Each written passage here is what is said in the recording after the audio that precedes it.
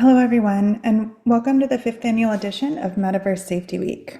Metaverse Safety Week is a global awareness campaign created by XRSI, X Reality Safety Intelligence, that brings together diverse stakeholders to embrace change and enable the safe adoption of new technologies in our evolving digital world. As immersive technologies and AI continue to reshape our reality, Metaverse Safety Week 2024 focuses on proactively addressing emerging challenges while harnessing transformative opportunities. From human rights and healthcare to education and governance, we're fostering collaborative dialogues to build resilient frameworks that protect individuals while promoting responsible innovation. Through strategic global community labs, we aim to create actionable insights that help shape an open, safe, and inclusive metaverse for all. My name is Julia Scott, and I am moderator and co-chair for this track of immersive healthcare. I'm thrilled to guide you through our discussions today. I serve as the lead for the Medical Council for XRSI as my primary role with XRSI. And at Santa Clara University, I'm director of the Brain and Memory Care Lab in the Bioengineering Department. This lab focuses on the use of immersive technology and neurotechnology for neurobehavioral conditions. In addition, 3 years ago, I co-founded Gambit Labs, which is using non-invasive brain-computer interfaces to reinforce adaptive brain skills, particularly for youth. So I'm proud to introduce XR Safety Intelligence as the organizer of this award-winning campaign, Metaverse Safety Week. XRSI's mission is to pioneer the establishment of robust data, privacy, safety, and security standards and certifications for emergency tech industries. I'm joined with the co-chair for this track, Paul Jones, as well as several volunteers and staff who are graciously running the show for us behind the scenes. Today, during this global community lab on immersive healthcare, we focus on essential change in healthcare systems. Our goal is to build upon previous year's discussion that focused on finding the balance between innovation and shared responsibility.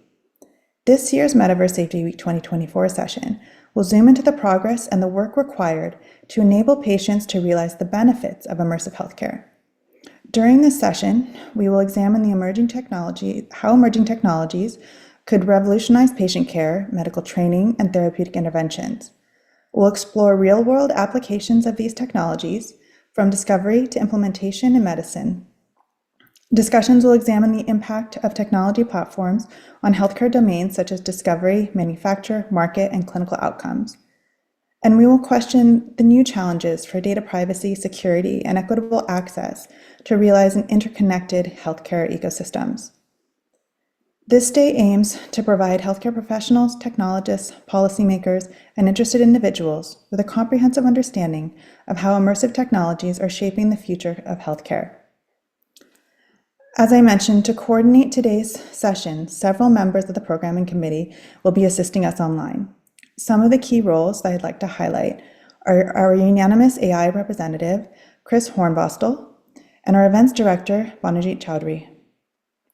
All the collective input will be used to compile an insights report with appropriate attributions to be published by January 2025, a bit of a New Year's gift to you all. And a special thanks to our lead sponsor, Meta, for sponsoring the event for the 4th year in a row to ensure it remains accessible and free to participate. Meta builds technologies that help connect people, find communities, and grow businesses. Meta is moving beyond 2D screens into immersive experiences in the metaverse, helping create the next evolution of social technology. Giving people the power to build community and bring the world closer together, Meta's focus will be to bring the metaverse to life and help people connect, find communities, and grow. We would also like to thank Unanimous AI for enabling us to use these intelligent platforms for our community lab, ThinkScape, and Swarm sessions.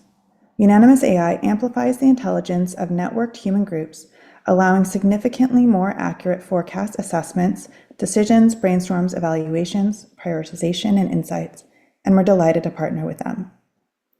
Throughout the week, we will bring together thought leaders and enthusiasts and explore and address the challenges and opportunities presented by the metaverse.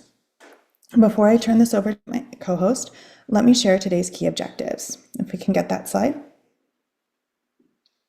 So first, in our first section, we will be assessing progress and challenges.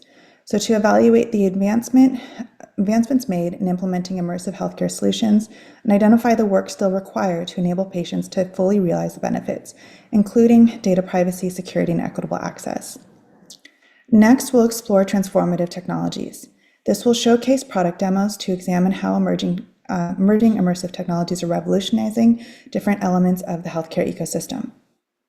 And then lastly, looking forward, we're envisioning how we can connect the healthcare system across these technologies. So to the impact of the technology platforms across the whole life cycle, from the discovery to clinical outcomes, and brainstorm strategies to actually reach integration. So now I'd like to hand over to Paul Jones, my co-chair, to introduce our keynote speaker. Thank you. Thank you, Julia, and welcome. Hello, friends and peers. I'm delighted to have been invited to co-chair today's healthcare session for Metaverse Safety Week. My name is Paul Jones. I'm currently the Data Governance and Innovation Advisor to the Medical Council at XRSI, having worked with the team for nearly 6 years.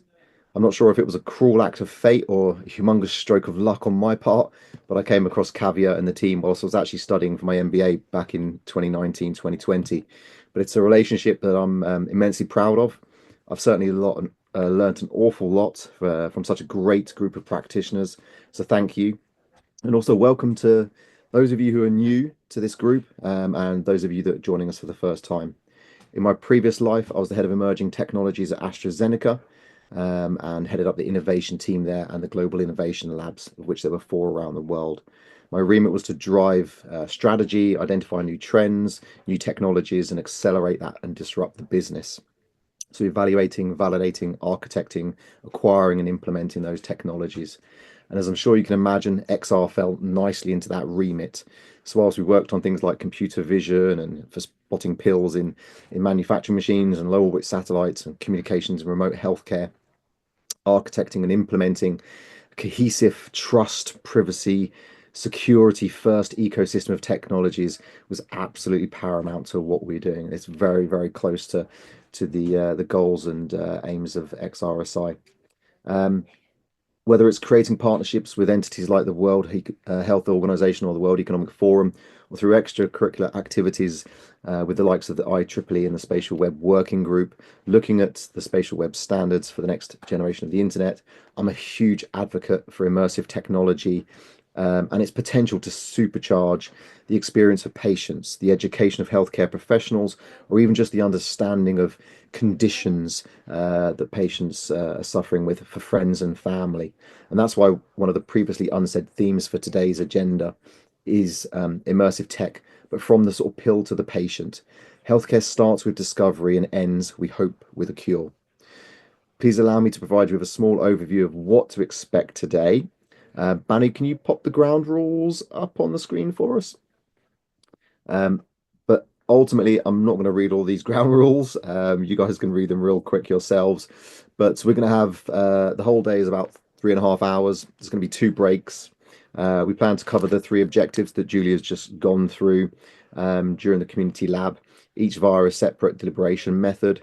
We'll start with a 20-minute opening keynote, followed by the Swarm AI session for objective 1. Then we'll do a bit more of a community session for objective 2 with demos. And then we'll end with an engaging Thinkscape session and our final keynote speaker to deliver objective 3. So let's work together to ensure the metaverse remains a platform for freedom, equality, and respect for human rights. And with that, let's begin. And so I'd like to welcome our keynote speaker for the day, Mark Zhang. Mark is the president and founder of the American Medical Extended Reality Association, or for short, AMXRA, and that's www.amxra.org if you want to go look it up. He was previously the Associate Chief Medical Information Officer and Digital Innovation and the Medical Director of the Digital Innovation Hub at the Brigham and Women's Hospital, Associate Program Director of the Clinical Informatics and Innovation Fellowship at Mass General Brigham, palliative care consultant at Dana-Farber Cancer Institute, and instructor of medicine at Harvard Medical School. He's the founder of Palliative Care Fast Facts, for iOS and Android mobile applications, the co-founder of Cake, a venture-backed company focused on advanced care planning, and also founded was the first president of the American Medical Informatics Association, Clinical Informatics Fellows, ACIF, the National Organization for Clinical Informatic Fellows. Mark is a triple board certified in internal medicine, palliative medicine, and clinical informatics. He also works as the Chief Innovation Officer for the United States Veterans Health Association. And with that full and robust introduction, I'd like to hand over to you, Mark. Oh, thanks so much, Paul and Julia. It's a real privilege to be here, and I am going to start. I think we have a tight timeline. So the first step is I'm going to share my screen and see if that works. So let's see. Can folks see my screen? I think that's probably yes. All right, so let's start. So I have the privilege of kicking off to this section of the Metaverse Safety Week, and really what I want to kind of set the tone at as we embrace the aspects and the possibilities of XR with healthcare is how this is really becoming an emerging field, medical extended reality. So I do have some disclosures.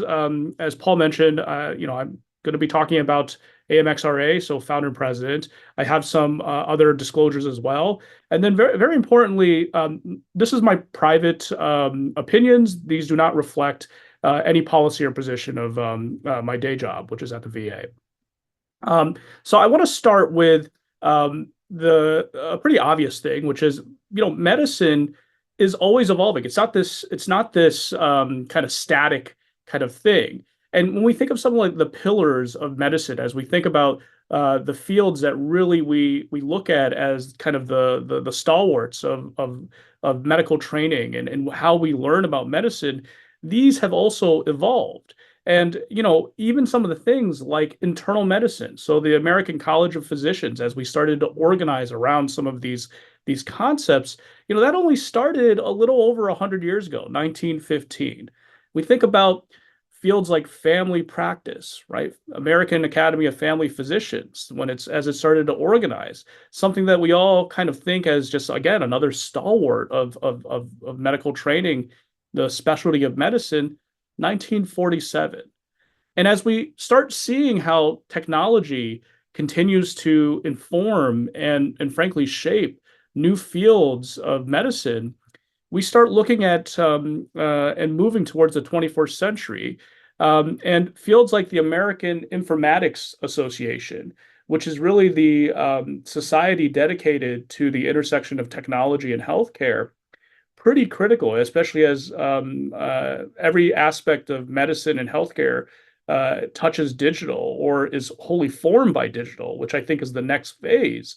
This field really kind of formalized in 1989. So less than 40 years ago, the field of informatics really kind of formalized. So medicine is always evolving. And, technology has been a part of medicine for about as long as medicine has existed in some organized way. I think, and I don't think this is controversial to say, that as we move towards the 21st century, more and more of our medicine, more and more fields are going to be defined by these technologies. And here are some examples: technologies, social norms, the environment that we live in. These are the breakthroughs that are going to define 21st century medicine. And it runs the gamut. And this isn't a comprehensive list, but I think this is what we see as kind of, at least in my opinion, what we see as kind of in the precipice, in the horizon of where we are as a field. And I think medical extended reality is a perfect candidate. And what we're trying to do as an organization, and also with supporting efforts like Metaverse Safety Week, is really formalize and push together the pieces to really create that foundation for what I think will be a 21st century medical specialty. The field of XR as a whole is still pretty early, right? We haven't even crossed the century mark. And this is one of the very first use cases, first examples of XR. This is the Sword of Damocles. Dr. Ivan Sutherland out at Harvard created kind of the one of the first augmented reality headsets, and it's called the Sword of Damocles because you can see in the picture on the left, it's actually mounted to the ceiling, and it was so heavy that you needed that kind of contraption to keep it up. But the user could, see. I believe it was a kind of example of a room through the viewfinder. 1968, and very quickly in the grand scheme of things, we were starting to use immersive technologies, VR, XR, for healthcare kind of capabilities. So in 1996, like one of the big breakthroughs was a Snow World with Dr. Hoffman and Dr. Patterson over at University of Washington, where they utilized immersive technology, distraction therapy, to take care of patients in the burn unit who were going through very painful dressing changes, and utilized a virtual world to lessen the pain and show that it was quite effective. So this kind of technology has been around in healthcare for quite some time. And before the advent of more affordable kind of consumer-based solutions like DK1 in 2013, which was only 11 years ago, these headsets would cost five figures, six figures. They were pretty expensive to kind of utilize in any kind of mass scale. But we had this breakthrough with DK1, and as we move forward, not only 7 years later, we saw with Quest 2 this kind of convergence of consumer-based headsets that had enough mass adoption to be at the par with consoles. So Quest 2 had essentially the same amount of buyers from consumers as the Xbox 360 and other kind of video game consoles. So we're seeing this kind of social adoption of the technology as a whole, and this has been an incredible kind of boon for healthcare use cases because the technology has become more and more accessible to utilize, study, and then leverage for healthcare. And now, as we kind of move forward, what we're seeing is newer entrants kind of coming into the field. So, last year, Apple announced Apple Vision Pro. I think it's a really incredible kind of perspective on the technology for consumer use, but also growing the field of options for clinicians and healthcare to utilize for XR capabilities. And as this kind of technology has become more and more kind of readily available, we're seeing more and more people, researchers, clinicians, utilize the technology for research. And you can see this kind of wild increase of VR studies grow since the 80s, when Snow World was around, to as the technology became more and more accessible and top of mind. We are really heading towards a breakthrough. And what American Medical Extended Reality Association really is trying to do is create some of the foundations to set this technology, the growing areas of interest across many fields, subspecialties of medicine, and other fields of healthcare, and create essentially that community, that society to help guide and advance the science and practice of extended reality. So our mission at American Medical Extended Reality Association truly is to advance that science and practice, and it's through advancing care delivery, scientific investigation, innovation, education, advocacy, and community. We've been around for essentially since 2022, so 2.5 years or so, and we're just beginning. So our medical society is a 501c3 nonprofit.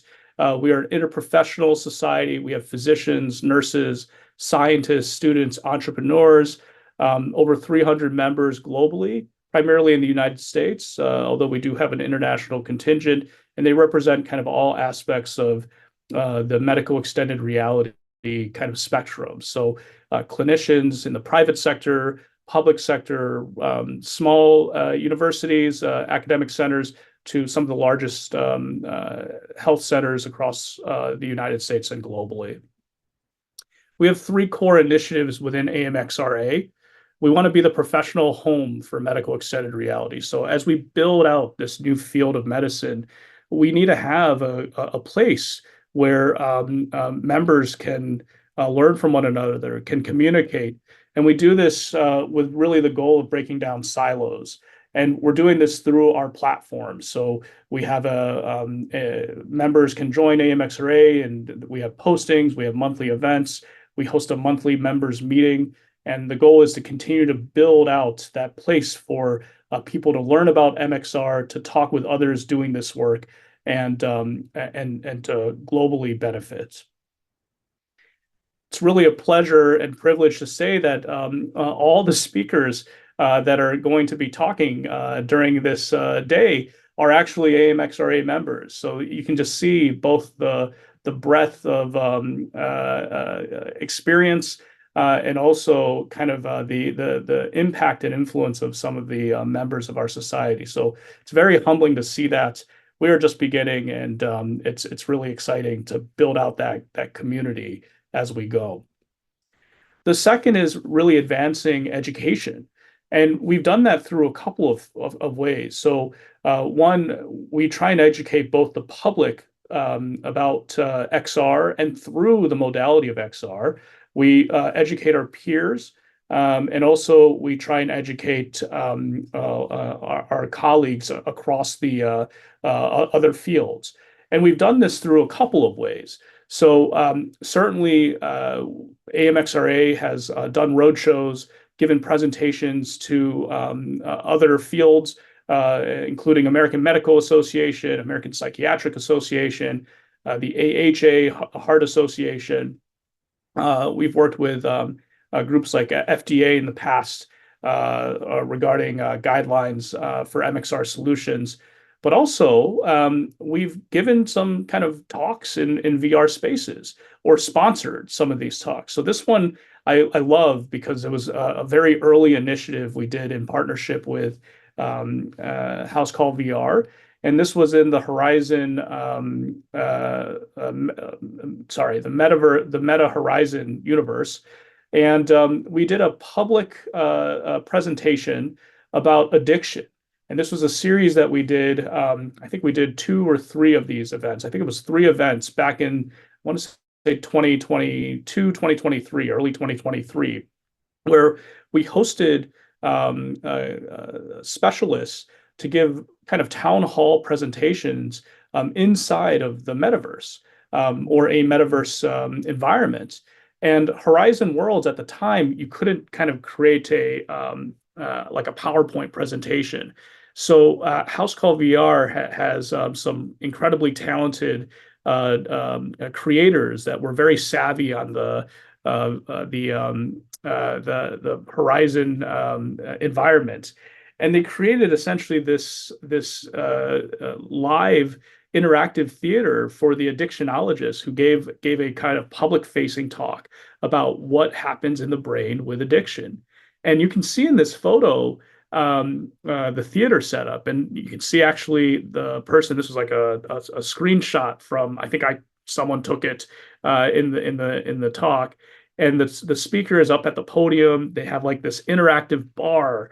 That white block right there is this interactive bar, and as they're talking about kind of what happens in the brain, you can see this kind of in the right side, a representation of the nucleus accumbens and dopamine particles. And there's this highway that represented kind of these portions of like a neuron, and the brain. Sorry, not a neuron, the brain as a whole. And as the speaker kind of talked about what happens when you take an addictive substance, they were able to press a button, and all of a sudden, this dopamine, which was animated and hitting the nucleus accumbens, would kind of fly all over the place and shower the environment and the theater with dopamine kind of particles all over. It was incredible to see, and really showed some of the beauty of why XR can be such a powerful tool for education to create like some of these immersive experiences. And we did another about diabetes and what happens with and it was done inside of a pancreas, very similar. The theater was a pancreas, and as the speaker talked, there were representations of hamburgers and hot dogs and celery, and they showed through animation how it would impact kind of insulin, how the insulin would interact to like those different types of intakes.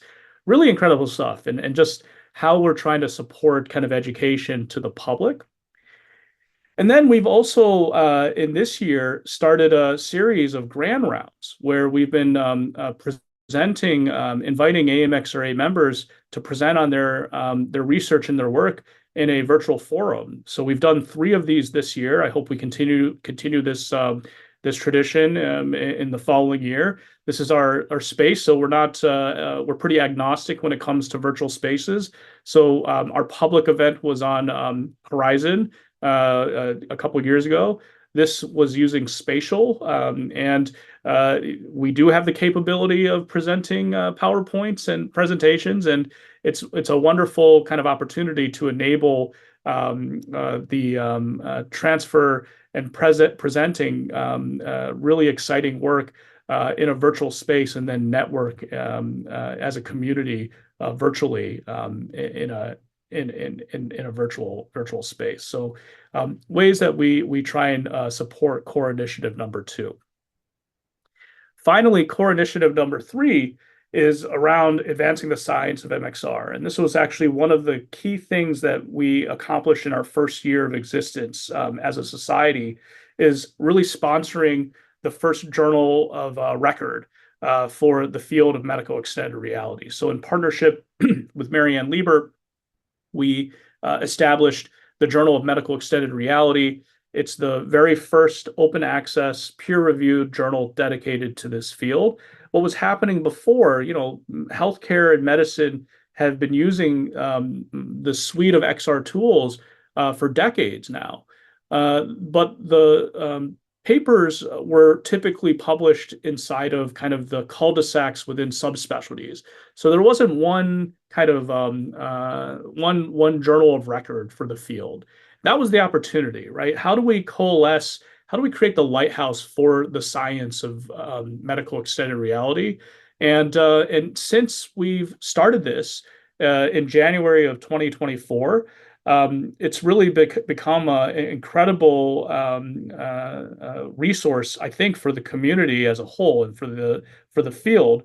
We've had over 30 published articles started since January of 2024.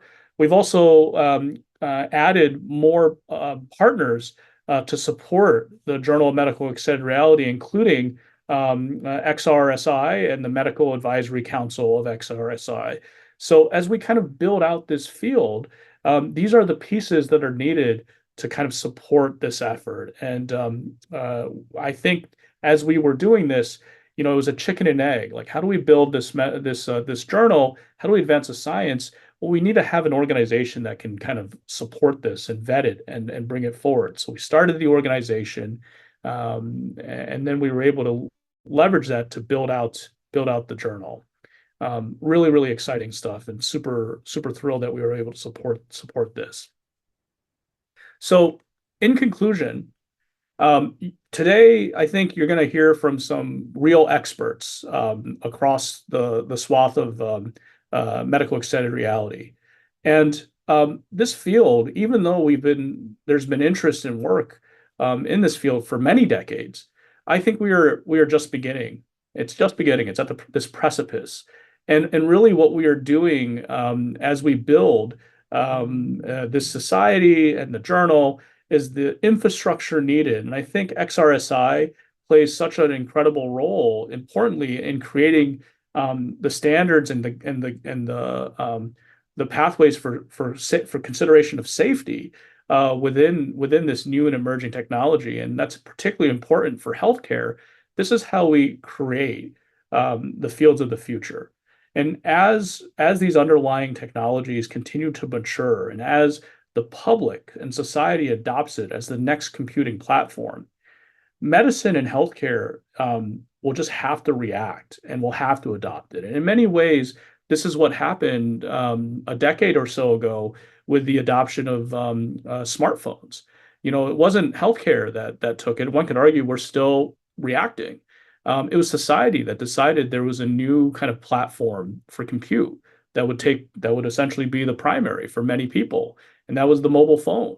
I think that XR as a whole technology is well positioned to be that next adoption, and medicine will have to react. So what we are doing with AMXRA is building that future. So thank you. Thank you so much, Mark, in this overview and highlighting all the progress that's made in such a short amount of time. I remember a couple years ago when AMXRA had just emerged, the stickers were out, and that was being socialized out and saying, come become a member.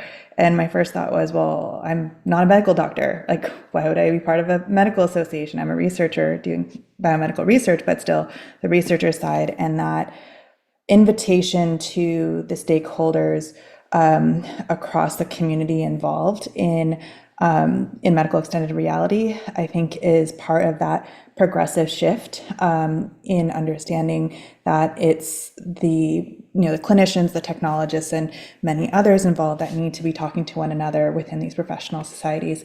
And with that, one of those members, Susan Persky, who is a researcher like myself, will share her contributions to this field. And in particular, bringing Dr. Persky in at this time is because of a recent paper she co-authored on the foundations of trust in the use of immersive technology in healthcare settings. This is coming from her research and the Social and Behavioral Research Branch at the National Human Genome Research Institute of the National Institutes of Health. She is founding director of the Immersive Simulation Program, a virtual reality-focused emerging tech research lab founded in 2006. She has published extensively in areas of health communication, genomics, and VR methods and applications. She's provided scientific leadership through service in numerous global organizations and presented her research in similar venues. So with that, I'd love to pass it on to Dr. Persky and give her as much time as possible to share her research. All right, wonderful. Thank you so much, Julia. I'm going to assume I'm sharing the right screen and you can hear me unless I hear otherwise. Awesome, thank you. All right, well, I'm really happy to be here again this year to help set the context and provide some updates really on the medical extended reality ecosystem. I think this is a really important event, and as you can see, I think there needs to be a lot more crosstalk between a lot of people who are actually here today, so I'm really happy to see that. So I am essentially here to talk about most and foremost key objective 1, assessing our progress, our remaining challenges. The sort of objective for me evoked this notion of dichotomies, progress and challenges, barriers, facilitators. I think a framework to talk about this is our good old sort of risk-benefit balance. This is a framework we use a lot in healthcare, and I think it maps onto this quite well. So, in terms of what I'm going to talk about today, I think we have already identified several challenges and risks to consider in this domain. And we're starting to identify concerns that are arising as we're looking down future roads we might be taking. And on the other hand, there's of course absolutely no point in taking any risk unless there's benefit to be had, right? So at the current time, we can talk about what XR is bringing to health and medicine, what's envisioned for the future, and essentially what is it about XR and healthcare that makes it worth taking any risks at all, really. So digging just a little bit into the benefits or the potential future benefits, of course, we often consider them as related to treatment efficacy. I am using treatment efficacy or effectiveness as a shorthand. I also am certainly including here prevention, diagnostics, patient education, all those related areas that are really starting to come to the fore, as medical XR is, essentially becoming a thing, right? So efficacy of XR interventions, even though there's a lot of promise there, certainly not a given.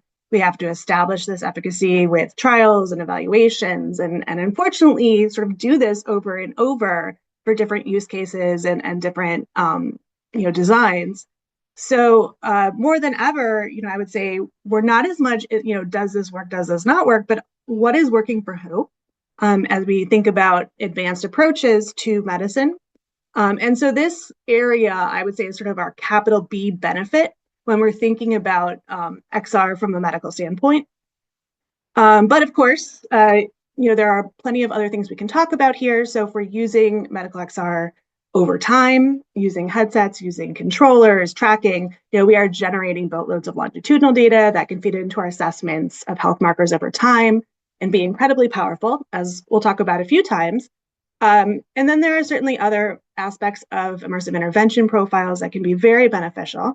If VR approaches work as well as, say, an opioid for pain medication, then VR interventions will in fact come out on top because they are non-pharmacological, non-invasive, they're relatively attractive to patients at this point.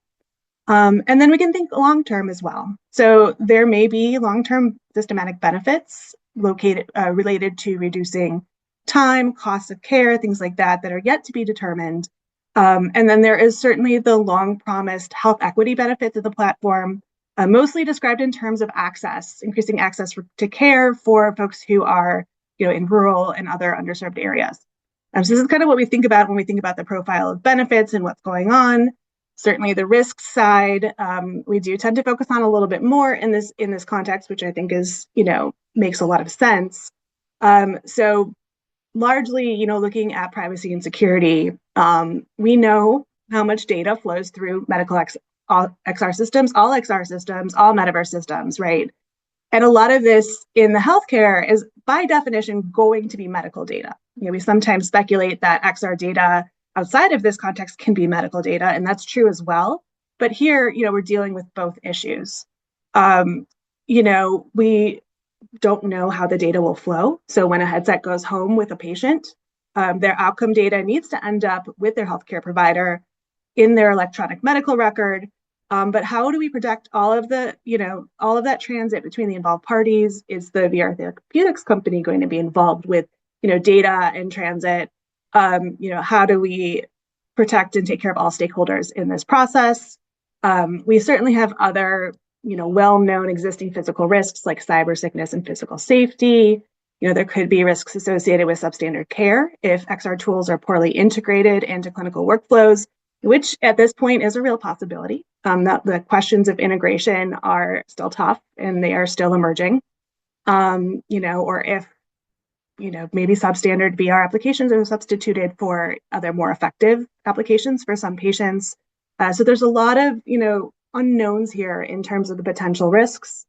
And then we can, of course, think about systemic effects. And one of the biggest risks there that I think is really worth bringing up is the possibility of exacerbating health disparities and sort of widening that digital divide, widening the access gulf, even though, one of the purported benefits of XR and metaverse-based healthcare is to, increase that access. If we're not really mindful, it's not going to naturally happen that way. The usual road is to worsen health disparities. So obviously a lot there. We can't dig into it all. I want to talk just for a few minutes about what I think are the biggest factors on each side, the privacy side and the effectiveness side. So, we can look at where we are, we can look at the challenges. I think Mark did a wonderful job of talking about sort of the explosion of the medical XR community, a lot of people working over time to address a lot of use cases. So example up here is a taxonomy of many of the burgeoning areas of use in the medical XR ecosystem. And as Mark showed, the literature in this space has been increasing almost exponentially. So the research trajectory, been happening a long time, but more so what's I think the big challenge now is figuring out how to implement.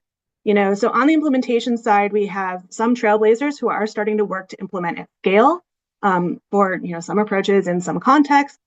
A best example in the United States, I think, is our VA, the VA Immersive team, where XR applications for healthcare are being deployed now in every state, most territories. And this group is starting to really identify some of the most important work areas and potential issues for integration as these technologies see real world use. But this is difficult, right? Because MXR interventions are not simple. We might think of a headset, but I would say these interventions are more so a combination of, yes, the hardware, but the content. What is the person doing? I mean, this is a really important thing, right? The context. Is it adjunctive? Is a staff member involved? The algorithms tying everything together. And this complexity is what really complicates this process of making sure we establish effectiveness. Because, we think about how to do our research design and our research synthesis. Certainly, we need more evidence, but we need the right evidence, right? I'm showing you here the hierarchy of evidence, which is kind of an old concept in study design, but I think it's useful to illustrate that we don't just need more research trials, right? We need different kinds and research trials that are really going to show us that effectiveness is there. And then these individual studies, here's an example of a paper my colleague and I published on different trial design approaches in MXR work. But, to really establish efficacy, we have to bring all these trials together and look at how robust this evidence is. So this is our evidence synthesis, our review studies, our meta-analyses. And this is challenging too, because everybody does it a little bit differently. We recently, with my colleague Megan Zhao, we are about to publish a paper actually in Journal of Medical Extended Reality, where we reviewed all of the synthesis papers we could find for 3 years, 3 recent years. And basically what we found, I know this is a little bit small, but in terms of describing the content of what people are actually doing in XR applications for medical purposes, this is rarely described as much as we would need it to be to really understand the context of our synthesis. The hardware descriptions are also relatively poor.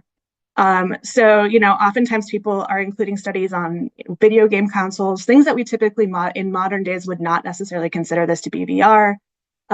So, there are a lot of ways we can improve here, but we certainly are proposing recommendations to align our synthesis projects a little bit better, so we can better understand, what we know and what we don't know.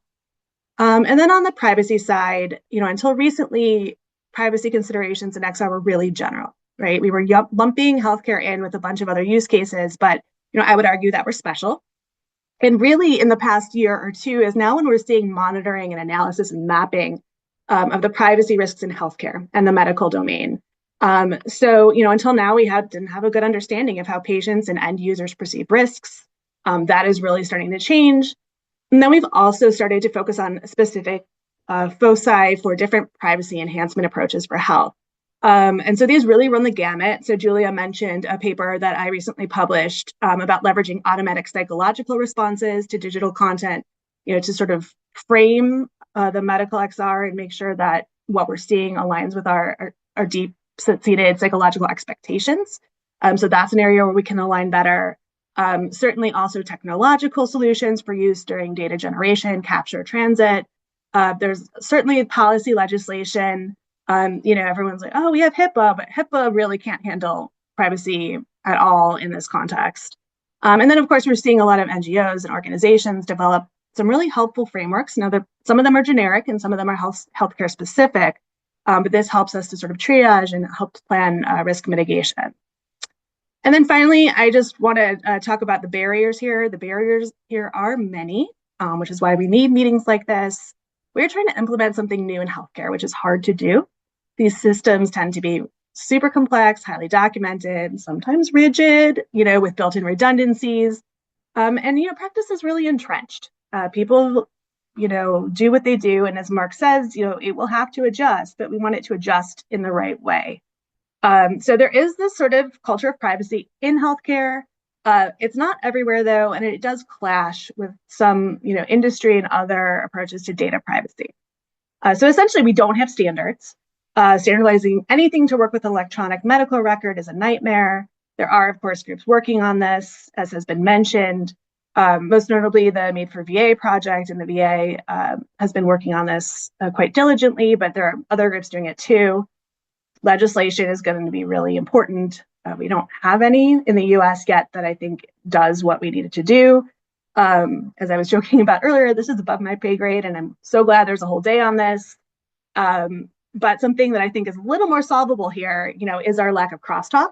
So experts in medical XR and experts in privacy preservation aren't talking together or working together as much as they could be. And I did a little quick and dirty look at overlap because I thought, okay, well, if they're the same people, then that could be okay, that there isn't enough crosstalk. But, a couple, different AI models, I had them generate a list of the top experts in medical XR and XR and privacy. And there's, almost no overlap between the two, although health and medicine is arguably a place where privacy, could be the most important. So what this looks like, as a result, is sort of putting privacy and ethics at the end. So we're retrofitting, right?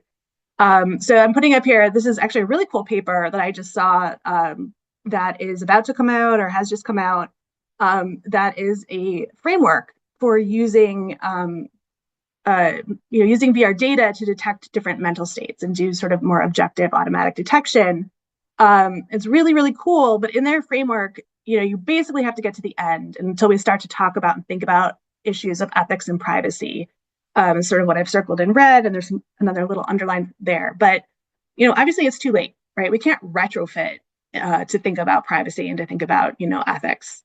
If we had, more crosstalk and we did more together, that, we would hopefully have this baked in.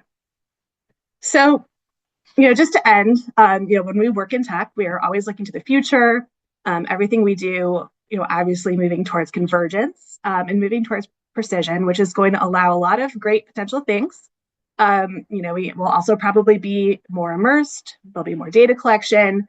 So it's going to heighten our existing considerations and bring a host of new challenges. And so the upshot is, we've come a really, really long way. There's sort of an explosion here. We will always have work to do.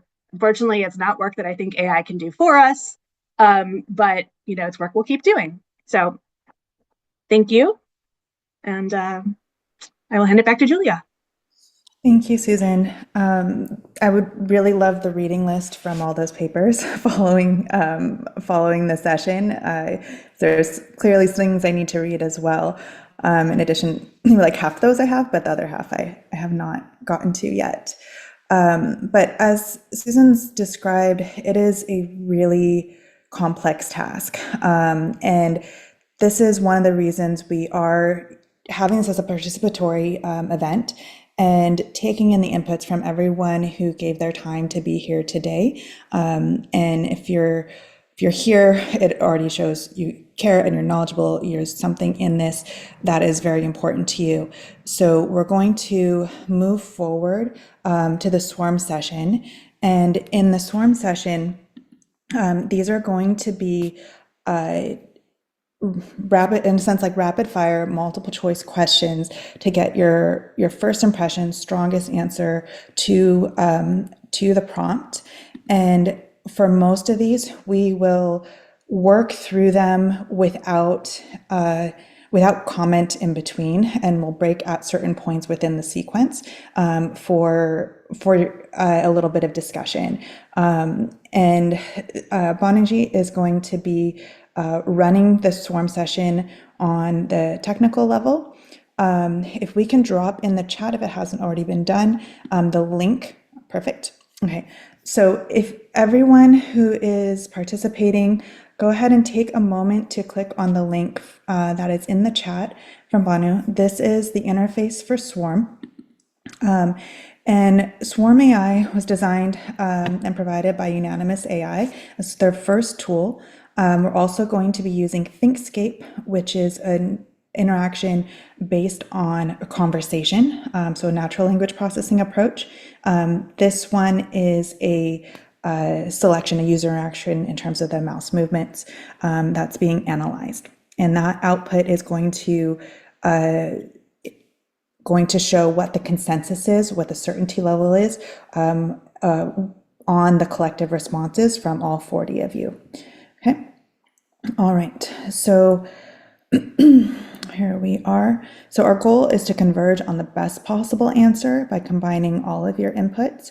And if you've opened that up, you're going to see a puck and a magnet. You are the magnet, and you are going to be moving the puck. Okay. And you're going to move it into the corner that you choose. So let's go ahead and transition to that. we are, let's see.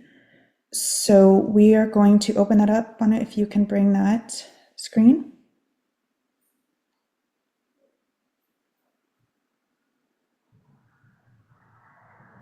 Okay, and we're going to do a practice run because we're going to learn by doing.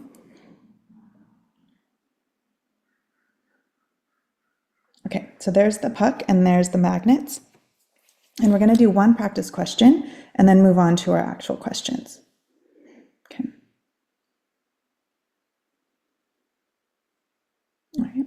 Okay, so what is the most important invention in the 19th century? And your options are along the vertices of the hexagon. And you have a few seconds to think before you act.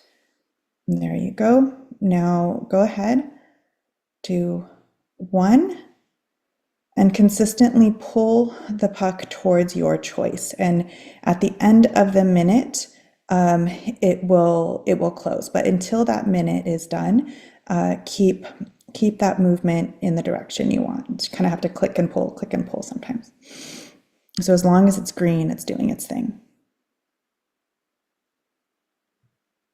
Okay. I'll also use this as a time to practice my timer music, see if that works. Okay. And then I'll stop the music once it actually completes.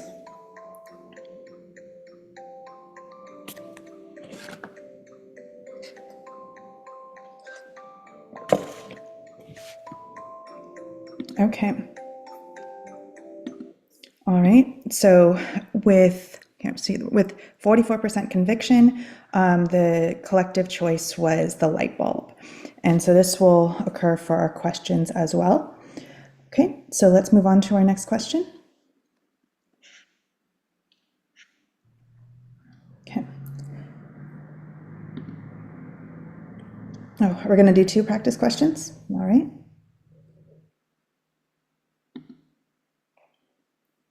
Okay. All right.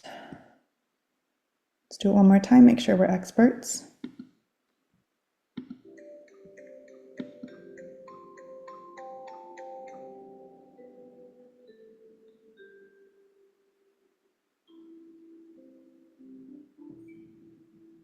All right, antibiotics with 81% conviction.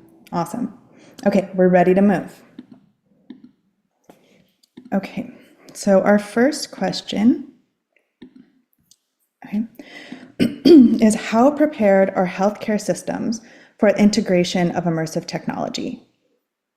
And this is on a 0 to 100% scale.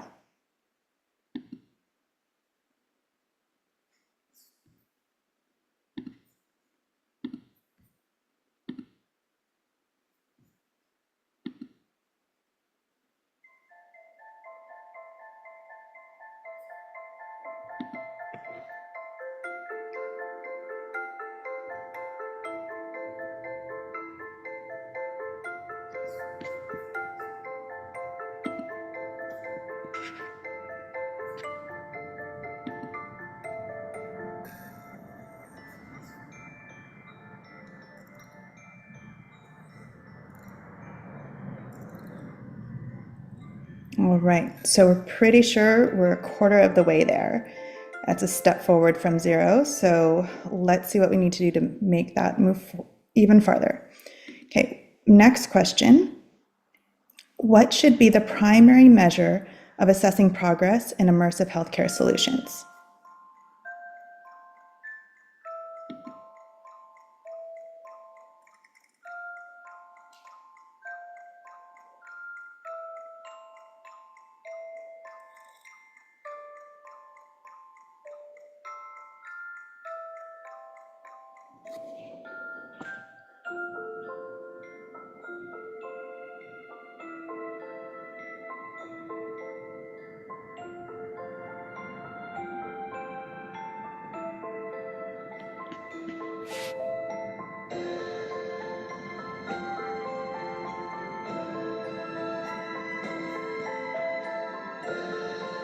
Okay, so improved healthcare outcomes with 81% conviction.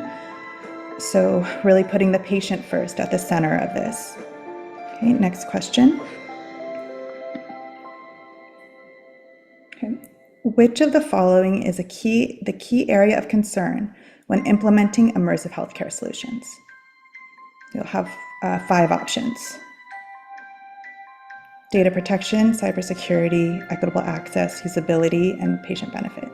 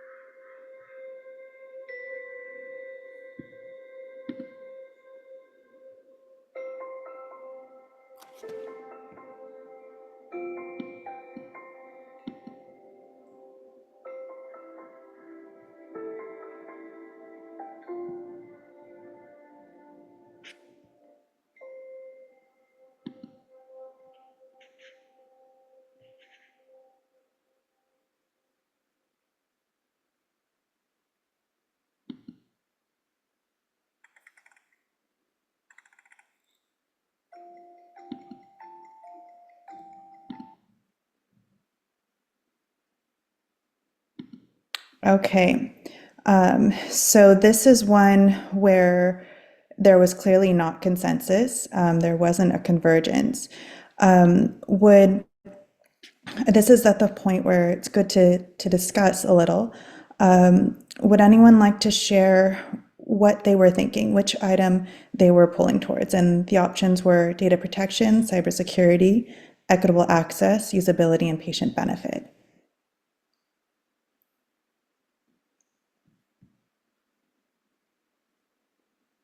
So which one did you feel strongly about?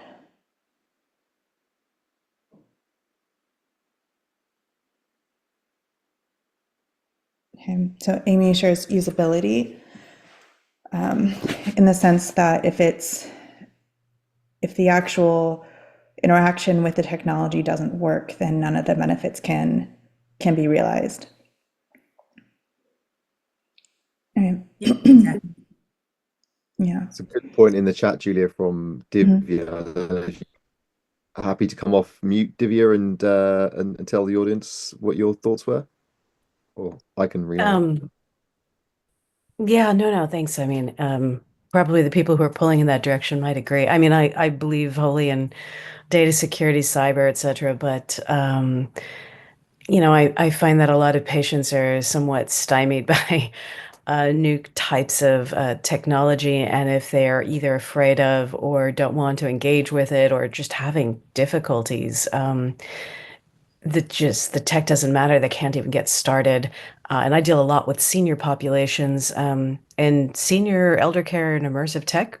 That can happen, but we really do have to nail the usability portion first. Everything follows. All right.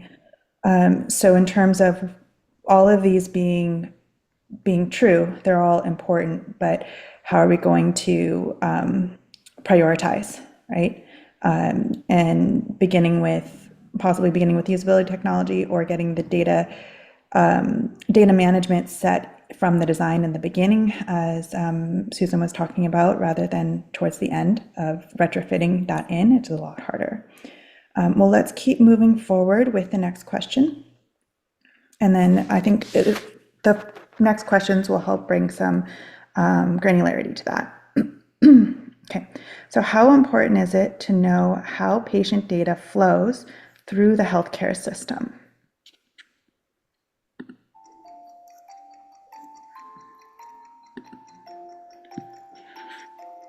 And this is on a scale of irrelevant to very important.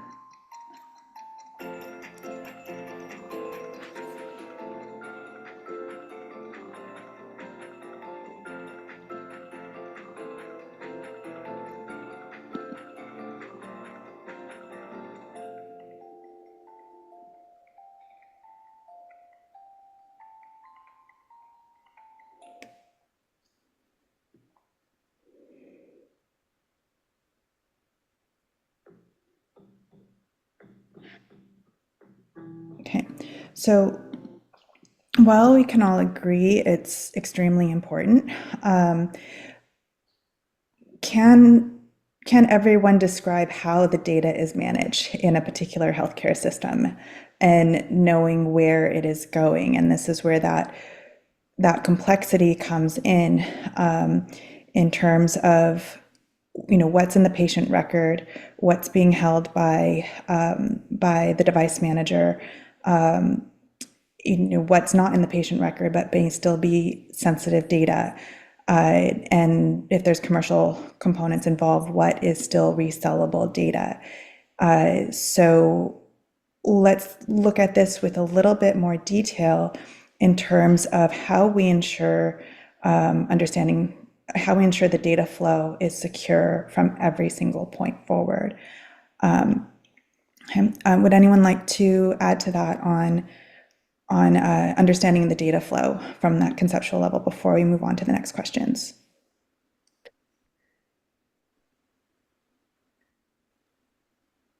Okay, so let's move on to the next question. Okay, why is it important to address data privacy and security in immersive healthcare solutions?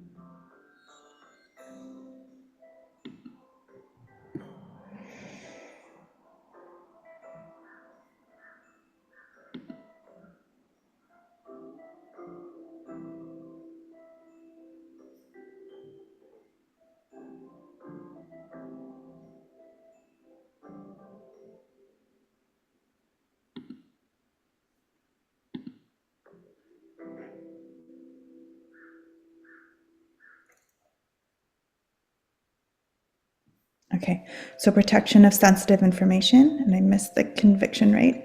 Was that in the 80%? So protection of sensitive information, patient trust in technology, compliance, healthcare system trust, and minimizing bias. Would anyone like to, 57%, thank you for that. Would anyone like to share their choice, if it was the top choice or an alternate choice?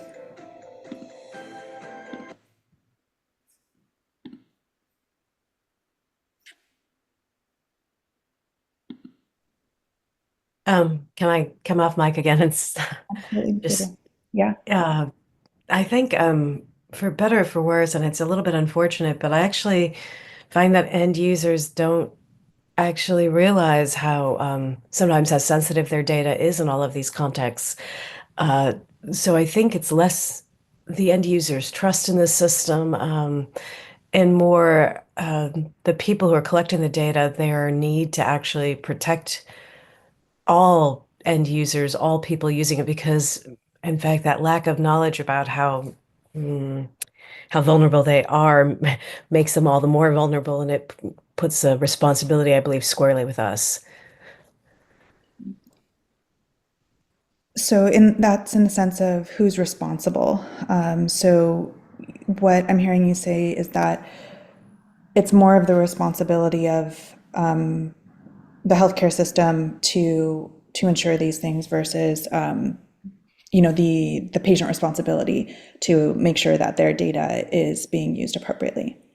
Yeah, I mean, look at consumer data, right? Most consumers don't understand all the myriad ways that their data is being taken and used, abused, and exploited.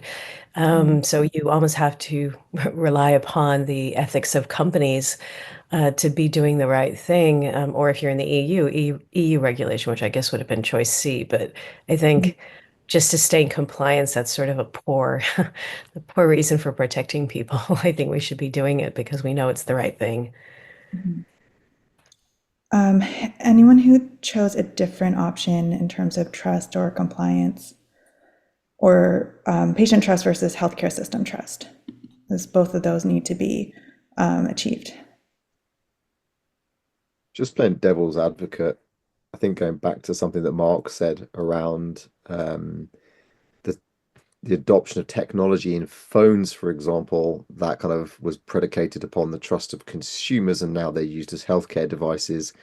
And so you could arguably say that there's got to be trust in the devices from a consumer perspective for people to be prepared to use them before they're prepared to use them from a healthcare perspective. But I'm just throwing that out there to be provocative, right? But I mean, that is a shift of who is providing healthcare in that broadest sense, and it is expanding well beyond the formal healthcare system. Okay. I can. So I just go ahead. want to jump in and add that I think trust is incredibly important. But I think going back to kind of what Paul and Mark were saying, we need to focus on being trustworthy. That should be our biggest concern. Not quite as much about sort of going out and actively trying to get patients to trust this. We need to give them something they can trust, and that's sort of why I think the more popular answer won in my sense, but that doesn't negate these needs in all these other places. Right. And we're definitely playing a game of like no wrong answer. It's just more of the whys and the prioritizations. All right, let's go on to the next question that dives a little bit deeper. Okay. How can challenges in data privacy and security best be overcome to benefit patients in immersive healthcare?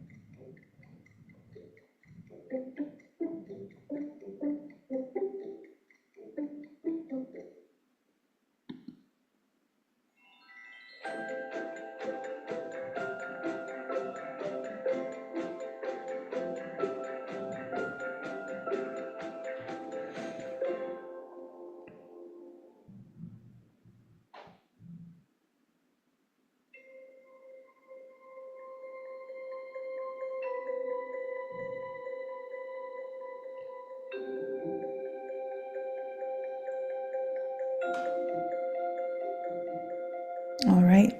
So ethical guidelines for developers with 32% conviction. Sorry, this question really gets to the how, and beyond the whys, and who is responsible.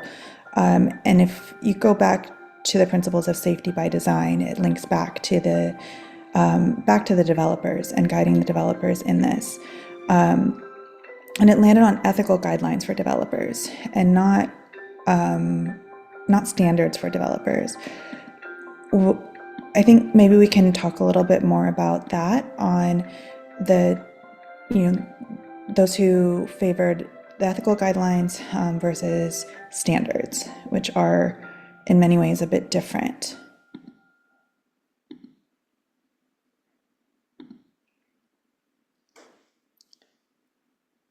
Okay. Say I'll unmute. I went a different pathway. For me, I favored the standards.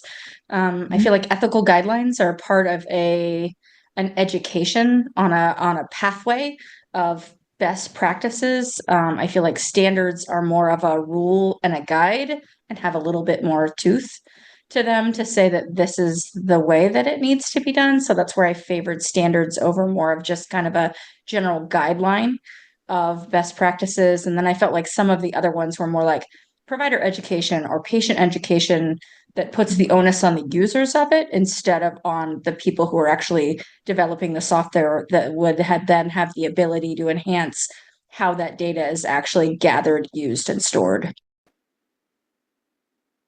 Who should be providing those standards? It's kind of a follow-up to that.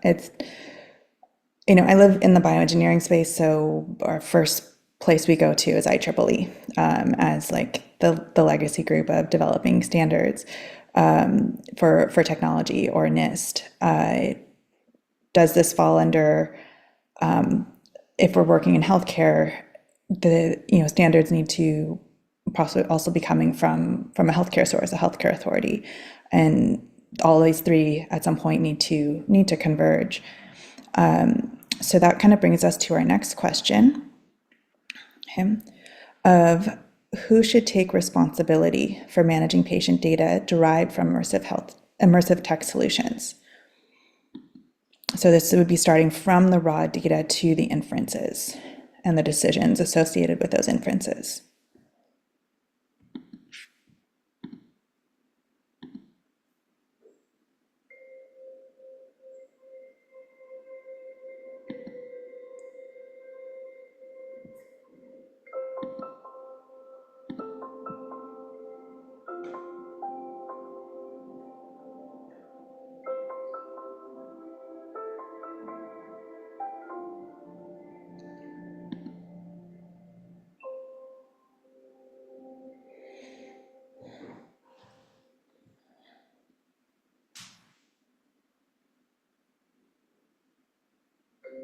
Okay, so healthcare systems with 76% conviction,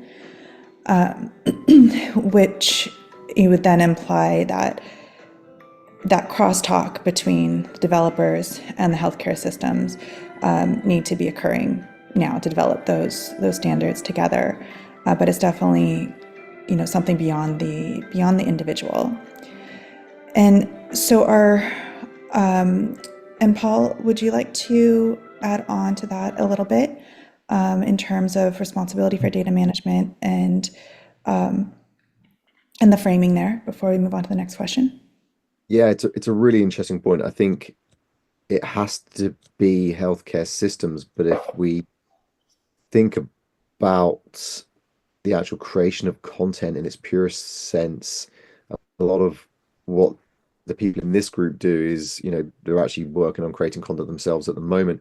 But if you look at the broader life sciences industry and you bring life science companies into the mix where they may be creating things for patients and education and educating healthcare professionals, for example, around the science behind their medicines and things like that, you're going to have pure mum and pop shop developers creating content potentially without standards, etc., for life science companies who may or may not have a real understanding of all of the things, all of the issues of risk and trust and those pieces, and then these experiences landing in the laps of patients on headsets where the data could be unscrupulously going anywhere. And I think that's why it's really, really key that we establish an ecosystem that allows, underpinned by these standards, that provide trust, that allows the content to flow, from a patient with a headset on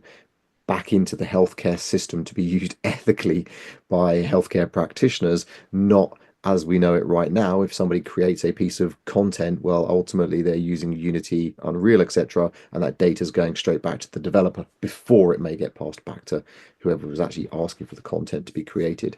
So I really think that piece around healthcare systems being responsible is key and critical, and underpinning the theme of everything that's been said thus far. It needs a lot of crosstalk to make that stuff happen on a global scale. Yeah.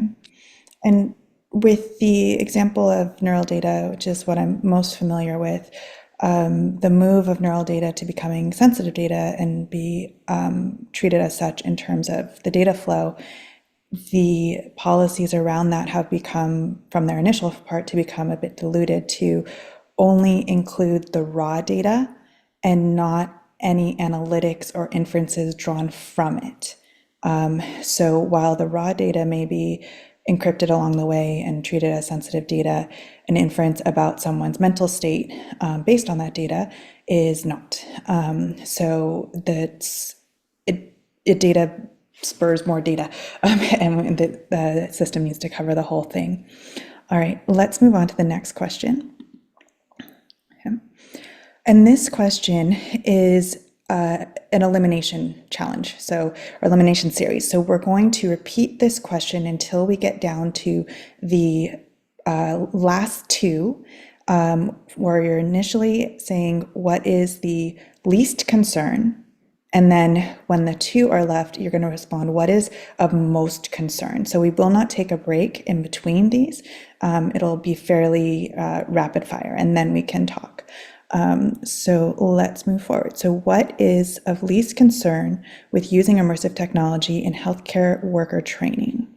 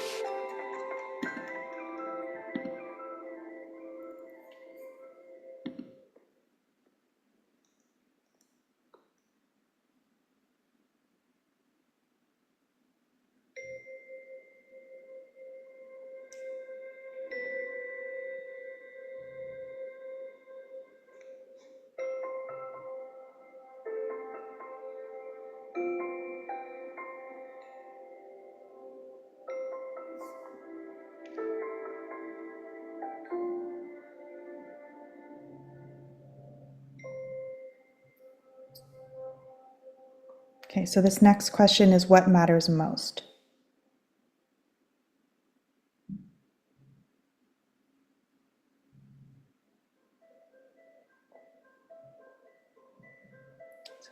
What matters most using immersive tech per training?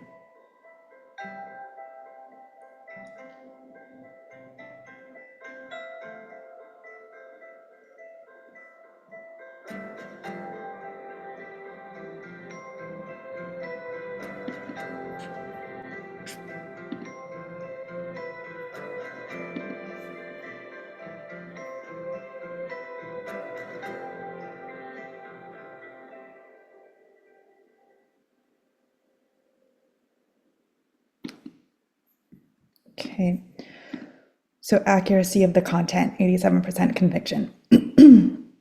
Okay, so with the ranking there, the most important being getting the training right, and that links back to the negative transfer effects that was inquired about. And the negative transfer effects are when the XR-based training, the simulation training, doesn't actually train something incorrectly, either providing a false confidence, incorrect technique, those sorts of things that would be transferred into actual practice. And that's something that research groups are looking into, as most studies are usually looking for the benefits and may be looking for adverse events, but not these, training bad habits in a sense, that can come out of it. Okay. So what would be, let me go back to our list and have that in front of me. So the ranking was cost was the least of concern, and then I think it was negative transfer, then scalability, then adaptation, and then accuracy, if I remember that correctly. Why is accuracy ahead above all the others in terms of getting things right in immersive tech in that medium?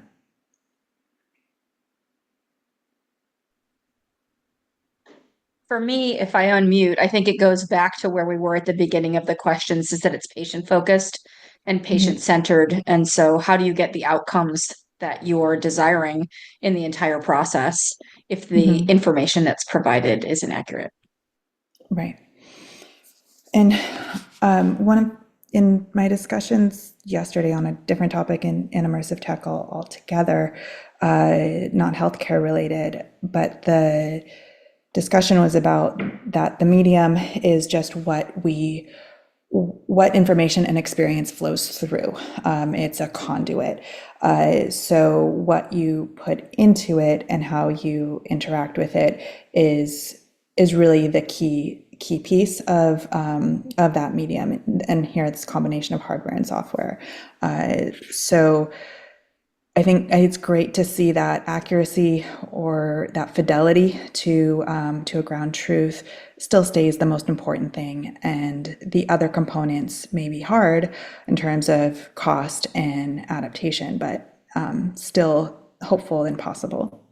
Okay, we are coming close to the end of our time for this session, so we're going to do one more quick question, kind of expanding this from what is directly patient facing to going earlier in the timeline on the discovery and development side. So let's go to the next question. Right, how can immersive tech be utilized the discovery and development of biotechnology?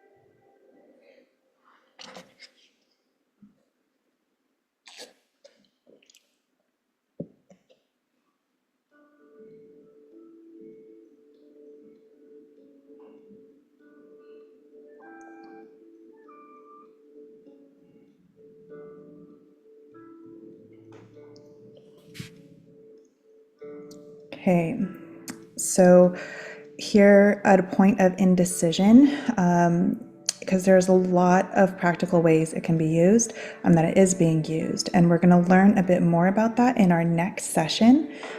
So I think this is a great time for us to take a break and let that curiosity kind of just move forward in our own minds for 5 minutes or so. Bono, if you can remind us of what time we're going to come back for Objective 2, as we are where we are on our agenda right now. 5 minutes, Julia. 5 minutes. Okay, so let's return in 5 minutes, 35 after the hour. And I will put, if you like the music you've heard so far, I'll put a link to the soundtrack in the chat. And if you'd really like a change in soundtrack, just let me know and I'll pick a different one for the third part. All right, I'll see you guys real soon, 5 after the hour. I'm 35. Right. Paul, would you like to introduce our first speaker? Yeah, indeed. Welcome back, everyone. We're now going to resume the 5th annual Metaverse Safety Week. It's an edition of the Global Community Lab focused on immersive healthcare, essential changes. My name is Paul Jones, and I'll be your host, moderator for the second part of today's exciting agenda. One of the underlying themes is the broader pill-to-patient efforts taking place. The opportunities exist to make a meaningful difference to patients right from discovery through make and manufacture to educating and informing healthcare professionals and patients. And of course, treatment itself. So in this next session, we'll be hearing from those working across the industry about what they're seeing, the wins, the challenges, and the opportunities.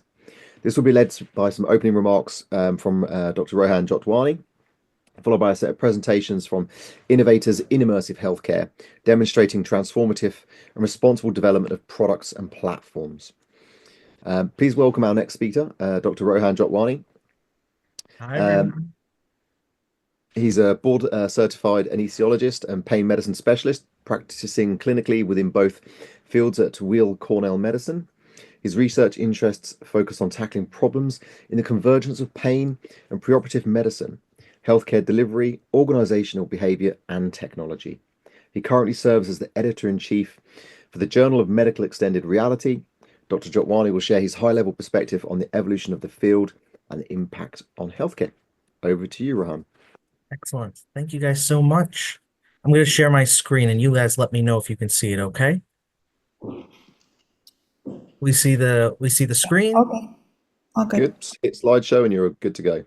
Excellent. Excellent. Well, thank you guys so much for having me. It's such an honor to be here to be able to speak with an audience like this for Metaverse Safety Week. I'm going to talk about essential change in the healthcare system in my brief time with you guys. So a little bit about me. Thank you so much, Paul, for that wonderful introduction. I have the sort of very lucky purview of being a practicing clinician. That's why I'm looking at you guys like this today. I'm actually here in the hospital doing anesthetics today, and part of what makes my job so lovely is that I know our end users very well. So, in the previous session that I was listening into, there's a lot of talk about training healthcare workers. Well, today I am training healthcare workers, right? And so I not only help develop the technology through our lab and work in the extended reality side, I'm actually also the end user of the technology as well. And that has allowed us to really accelerate the use cases for where we're training healthcare workers with extended reality. And it's also allowed us to be very helpful to the people in industry who we work with who develop these technologies as well. So I'm here to share with you some of those insights. Finally, we'll talk about it, towards the end of the talk, but, all of the work that we do is very important, but is by its very nature, very siloed. And many of us within the field thought that it was time to create a society. So I'm not sure if you guys heard yet from Dr. Mark Zhang, but he is the sort of creator of the AMXRA, the American Medical Extended Reality Association. And the way Mark often describes it, I'm sure he did this morning, is that we're creating a new specialty in medicine. And new specialties in medicine require ways to develop knowledge and pass that knowledge along. So I'm the editor-in-chief of the Journal of the American Medical Extended Reality Association, JMedXR. So before we can talk about changes in the healthcare system, we kind of have to talk about how the system exists right now. And healthcare training, by and large, for physicians, but to some extent for most healthcare professionals, looks exactly like this. It is an apprenticeship model. So today there are 2 residents working under me. They are my apprentices. And the way it usually works is you go to medical school and you decide, okay, what kind of an apprentice do I want to be? Do I want to be an apprentice to a surgeon, or do I want to be an apprentice to an anesthesiologist? And you come into work and your mentor kind of shows you how they do the job, and you kind of learn through that direct interaction, taking care of patients, but under the supervision of a mentor or guide, fully licensed to do what they do. And you do this for many, many years. And if you decide you enjoy this and you want to subspecialize even further, usually within the field of anesthesia, you do a 1-year fellowship. And since my field, anesthesiology, is very procedurally oriented, I think about it in terms of a medical student who comes to us who's never done the procedure before, and by the end of this training should be able to do this procedure basically on their own with no supervision. And I think about it from the perspective of both the fact that this has been our way to train surgeons, anesthesiologists, internal medicine doctors for centuries now, and that it's produced, since it produced me, I'd say that it has some level of success, but that there are definitely flaws. And some of those flaws are inherent to the system of any apprenticeship model, which is mainly if your mentor does not know how to do something, you can't just fathom, that training out of nothing, right? So there are so many different elements of like, there are residents who I do specific things in a very specific way, but they may only work with me 1 or 2 times in their residency. And it's very hard for us to ensure that every resident gets their time with me in a very complicated system with 120 other faculty members and over 100 anesthetizing locations. There may also be a day where I leave. And if I leave the system, then my mentees don't get the opportunity to learn from me at all.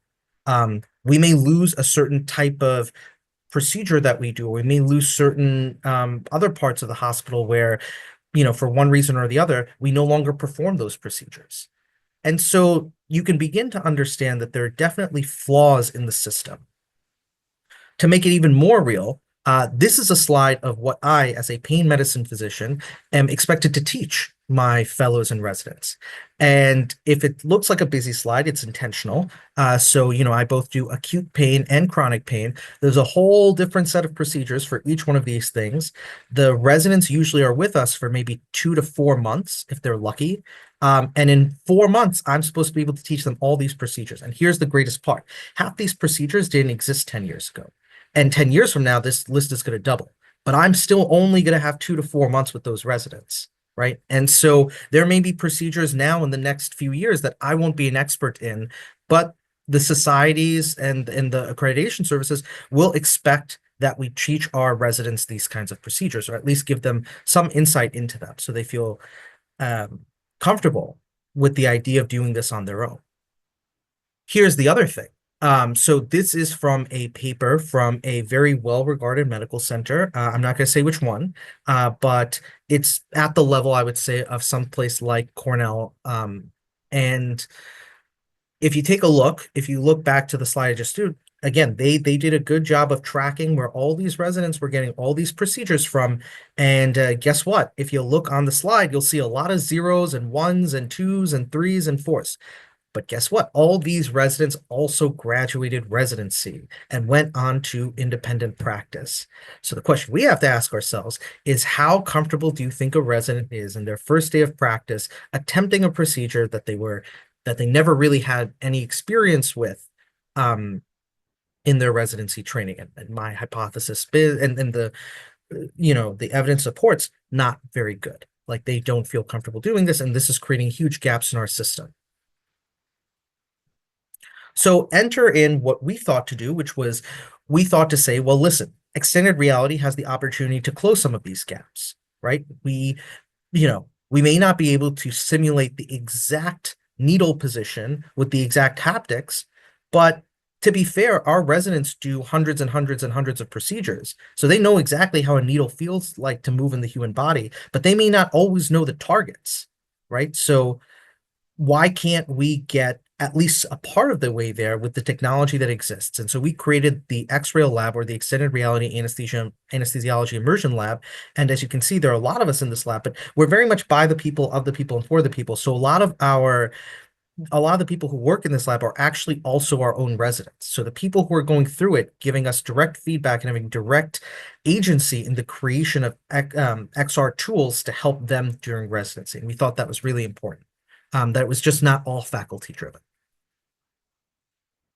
So how does this look like? Well, basically what we do is we start off purchasing a fair number of headsets, easy to find headsets, cheap headsets, and we find already built out technology that we can, using a little bit of Unity, turn into technology that we can use. So specifically, we found actually technology that was created during the pandemic to teach medical students anatomy, because they weren't allowed access to the anatomy labs during COVID.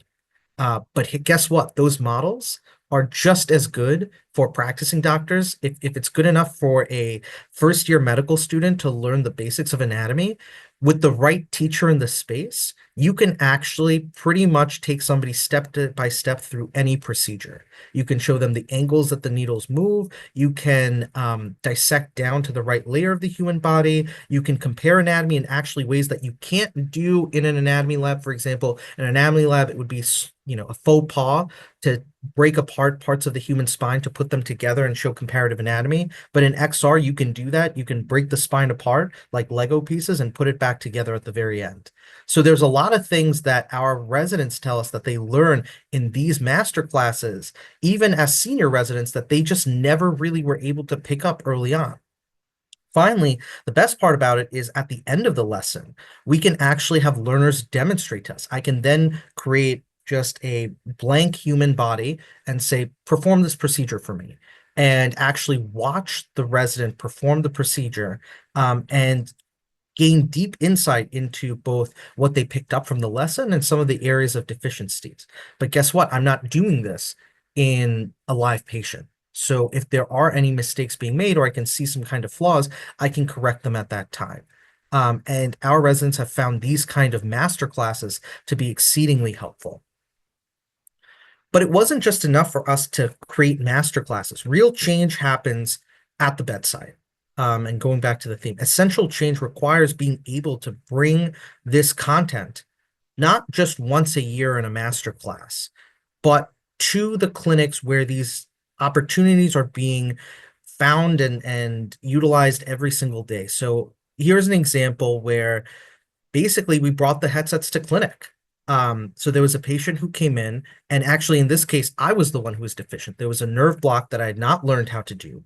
And a patient was coming in for said procedure, and I had to learn how to do it. So what did I do? I phoned a friend. He came into clinic. We wore some headsets, and basically he in 3D was able to show what this 2D picture is showing. So when we do a nerve block, we use an ultrasound machine to bring a needle to a deep part of the human body. And in this picture, you can see where, or maybe you can't, but you can experience ribs. So we're on the chest wall, and a needle is going very close to the lung, but local anesthesia and steroid medication is being given in between two ribs, so millimeters away from lung. So it's a very advanced procedure. A lot of fine needle skills are needed to pull it off well, but the most important thing is knowing things like how far for your needle to not go, right? And these things XR can do brilliantly, because it can show you in 360 dimensions how, like, you can literally make yourself into the size of a human ant, or sorry, the size of an ant, and crawl into the chest wall at like that, and be able to understand the nuances and the difference between the muscles and how deep this needle should go. So it became incumbent on us, when we had done what we call point of care extended reality, to publish this and to make sure that others could benefit from this as well. Alternatively, I could have waited 3-4 years to go to a conference to maybe learn this on a cadaver model, but then my patient would have been waiting 3-4 years for the procedure, which does not seem okay to us if we have the technology to do it now. So these kinds of technologies that we've seen, and this is just one example, I could take all day telling you guys examples of how we've done extended reality to change. But the lesson I'm leaving you guys with is that, focus on the pedagogy, make it about the teacher and the learner in the space. It's not all about the technology, but it's about the pedagogy defining the technology. Our residents tell us over and over, the headsets alone do not do anything. But the headsets in a shared classroom with a teacher and a learner, where we can take something that would be super boring and hard to conceptualize via Zoom, that is the secret sauce, right? They got to learn the procedure anyway. They might as well learn it in the best way possible. And make it available. Make it available at the right time, at the right place for the right patient. The headsets travel everywhere. That's the beauty of it. You don't need to take an hour out of a busy clinical day to go to sim lab or cadaver lab. You can bring the cadaver lab or sim lab to you. But it only matters if it's there when residents need it. I'll give you another example before we move on, but ACLS training, so sorry, life support training, like chest compressions and when to intubate and when to give patients epinephrine if their heart stops. We know that basically the mandate across most hospitals is you have to get it once every 2 years, but we know that you begin to forget that class within 6 months of that lesson. So it doesn't help when you're 1.5 years from your ACLS class and a situation happens to you. We need to bring the training for the right time, for the right person, for the right patient. And I think extended reality has a real opportunity to do that. So the time I have left, right? We are just one small medical center doing our own medical thing. But, we made the choice to publish. And I think that's what this comes down to, which is we grow as a society when everyone understands what we're doing and whether it's working and how it's working, and we sort of spill our secret sauce. And so that's why we really created the Journal of Medical Extended Reality, because it's really the first and preeminent peer-reviewed journal in this new specialty that we're creating. And it's for all types of extended reality, VR, MR, AR, and we're open to not just, did you do a trial, but if you have insight to add based on new technology you're developing in the medical extended reality space, we're open to pilots, we're open to, commentaries and editorials as well. And most importantly, guidelines. So, we're a young journal. We're only 1 year in, but we've had over, I believe this week, it's actually more than 18,000 full text downloads. So, which I know in the world of TikTok and millions of views does not seem like much. But when you think about a scientific journal that is written in very dense prose and does not have TikTok-like features, 18,000 is actually huge. It reflects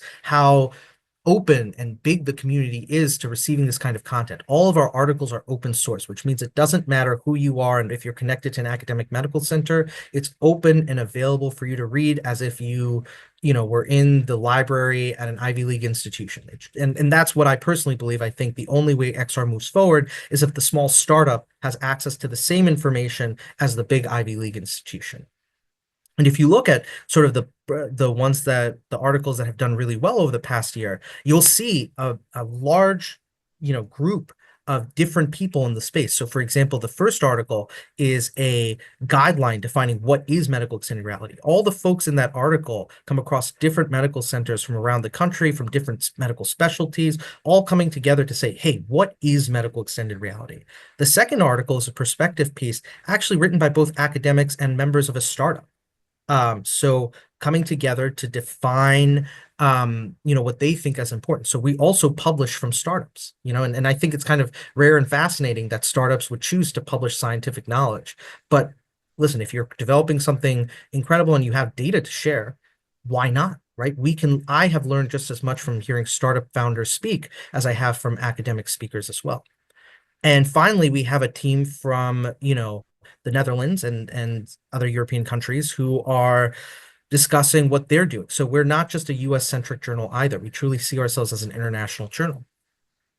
So which brings me to the end, right? We are actually partnered with the MedXR XSI group. And our partnership with groups that run these organizations is really based around what I would love to see more from things like Metaverse Week is if we're coming to conclusions, if we're creating knowledge, share that knowledge, right? So the folks here on this call today and this week will learn a ton, but there are tons of people who could still learn from this if we publish this knowledge. What we would love to see is guidelines. So if we're discussing safety, great. All the evidence that we have on safety could be valuable to another institution. Another institution doesn't have to learn from day one how best to, sanitize a headset. Let's use that example. If you guys have in this group or in this organization have evidence on what are the best practices for sanitizing headsets, that guideline is going to do really well. That's going to be applicable to just about every medical center that starts an XR group, even beyond medical centers, just in general. We're also here to collaborate on policy initiatives. And, obviously we're here to participate in these events too. And the idea ultimately is that we want to allow productivity, synergy, whatever you call it, good vibes, between all the folks who are doing such incredible things in XR. So I thank you guys so much for your time today. And I look forward with communicating with you all in the future. And I'm always available to chat with in case you guys have ideas for things that you want to publish in the journal. Thank you guys so much for your time. Thank you so much, Dr. Jawani, and I really thank you for the hook at the end there as you started to talk about cleaning devices because that leads perfectly into our next speaker who is joining us. And that's Amy Hendrick, who's the CEO of Cleanbox. And I'm not going to do intros on these next couple of people who are going to do some sort of demos and presentations for us. I'm literally going to name and your company and intro you and hand straight over to you guys. So literally straight across to you, Amy, who's going to talk to us a little bit about Cleanbox and what they do. Thank you very much. And thank you for that introduction, and I appreciate you guys having me. Let me share my screen quickly, and give me just 1 second. Make sure I can do this the right way. And let me know if you guys are seeing the screen from the beginning. Yeah. Okay, so I'm Amy Hedrick. I'm the CEO and founder of Cleanbox Technology, and I have been in the industry for some time. It feels like much longer than I maybe expected even. What I do, I'm not a healthcare provider, I'm not a physician, but I have been involved in immersive tech for about 9 years now. I am very active in terms of the ecosystem and infrastructure development of the XR space across a number of industries. We're primarily active in healthcare, education, and government, but of course, standards, guidelines, any sort of other valuable insight outside of those 3 industries. This is me on the left back in, I think, 2015, putting on a VR headset. Well, probably for the first time as an adult, certainly, at Mobile World Congress.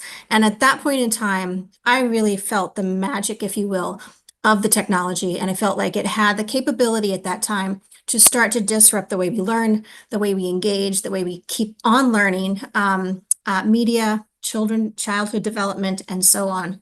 And so I've been committed to this space since then.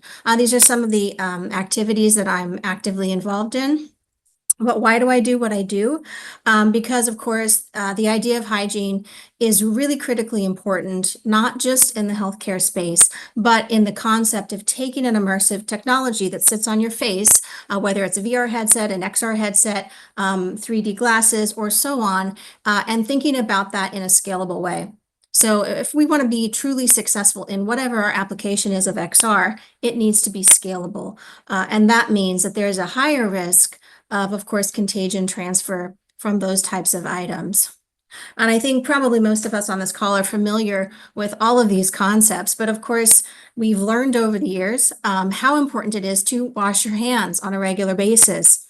How important it is to use chemicals appropriately. But when you think about electronics and smaller devices, there are a lot of limitations from what you can do to actually sanitize or disinfect them. And that is where my company comes in and why we exist today.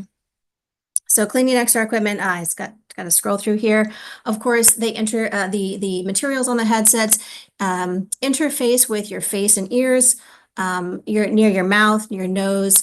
And I will tell you that most headset manufacturers are not necessarily concerned about making them hygiene friendly. I do try to put in a word as I'm able to, but I think that's not the top priority at the moment.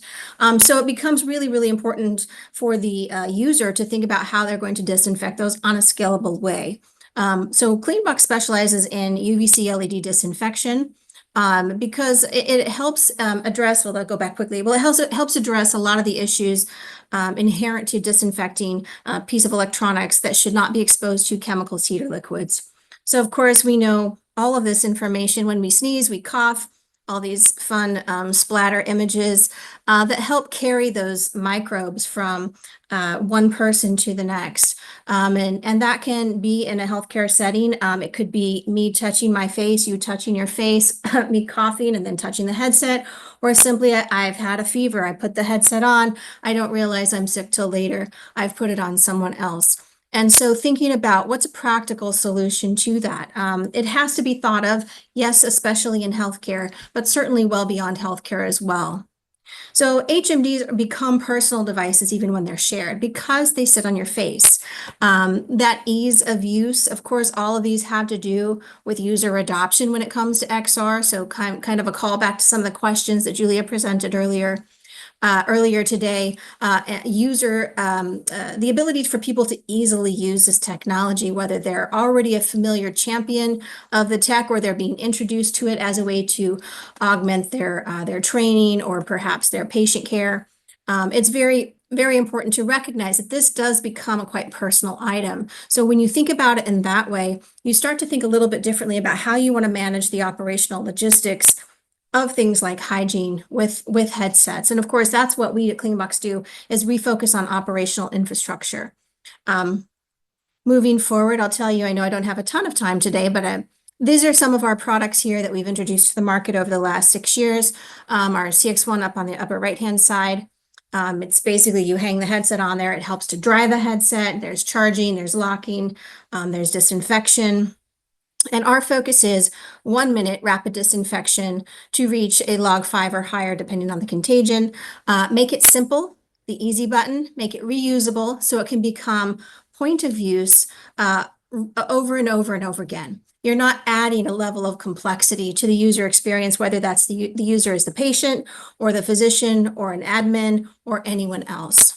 And of course, different products of ours have different cycle time options and a different functionality. But a couple of customers that have allowed us to use these quotes have been able to use our products effectively in healthcare for patient care.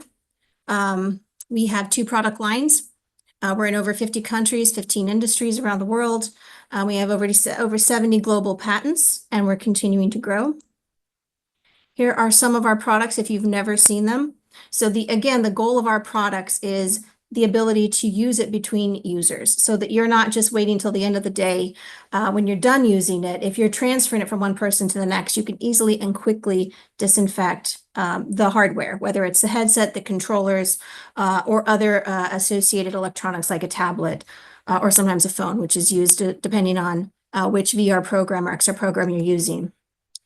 A few of our other products that we have developed, over on the left is the medical cart, where we're trying to make it a simple one and all solution with a full hygiene station. There's storage and charging. You can see the drawer that pulls out and you can plug in various headsets. So again, we're trying to solve those really practical operational challenges so that you guys can move on to the things that really change the healthcare system, I hope.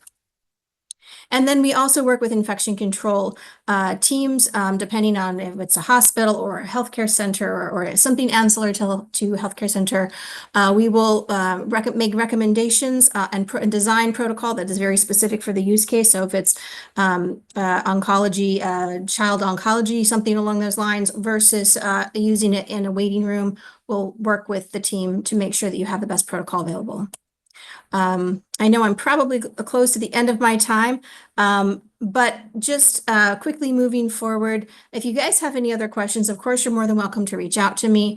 We're here to help make this process simple and easy for you. And I just included these last couple slides so that you can see how the UV works. It's UVC only, LED only, and that's so that we can design for maximum efficacy on complicated, hard to reach surfaces so that overlap in light can make sure that the entire surface is fully disinfected. On that note, I'll wrap it up and I appreciate your time. Amazing. Thank you, Amy. I think if there's one thing we can all agree that will stop the adoption of this technology, it's being handed an icky looking headset to put on your head. So Absolutely. thank you so much. Really, really appreciate you taking the time there. Okay, so I'm going to hand straight over to Steve, who is our next presenter from Nanome. So over to you, Steve.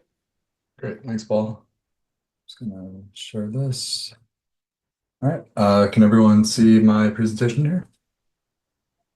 Just coming up now. Yeah, you're good. Okay, perfect. Yeah. Hey, everyone. I'm Steve McCloskey, CEO of Nanome. So yeah, we're more on the before the patient actually gets treated at the hospital, how do we get novel medicine that actually helps them? Many diseases aren't yet treated, or they might not have the best drugs available. So overall, I'd say that there's a problem in the sciences. We're spending a lot of money to try to get things like breakthroughs in novel medicines, but the more that we spend, it seems like the less efficient that we end up being. So there's a ton of money at the university level, at the private sector, small biotechs, large pharmaceutical companies, really everything between national research labs. All that is getting less bang for your buck. People call it Eroom's law, or sort of the inverse of Moore's law. And our, interpretation of this is to really lean into technologies like Metaverse and AI to make science more accessible, to make it more easy for a lot of people to understand what's going on. I'm sure a lot of you saw that the recent Nobel Prize was awarded to the David Baker Rosetta Fold and the AlphaFold Google team for being able to predict protein structures. And so what you can see here in the middle of this GIF is a protein structure. And protein structures are how pretty much everything in biology works. You have RNA or DNA that encodes the proteins. The proteins fold into three-dimensional shapes that end up moving and chopping things up, combining with each other, forming structures. So generally, most drugs target these protein structures, whether that's a small molecule kind of binding in like a key fitting into a lock, or a large molecule like an antibody that's meant to bind with something like the coronavirus's spike protein. At the end of the day, complex three-dimensional structures, and so the metaverse is really important for being able to understand that. And what's important on the metaverse safety side here is also being able to have the data security element. Because if you design a novel chemical compound that could potentially be worth billions of dollars, and you don't want other people to kind of scoop that before you do, it's going to delay the amount of time it takes to go to market as well. So our general philosophy and approach here is to combine virtual reality. So you can see on the right, we have a collaborative session between me and my co-founder, Sam, where we're both analyzing a protein structure together. That's really great for being able to interpret the data.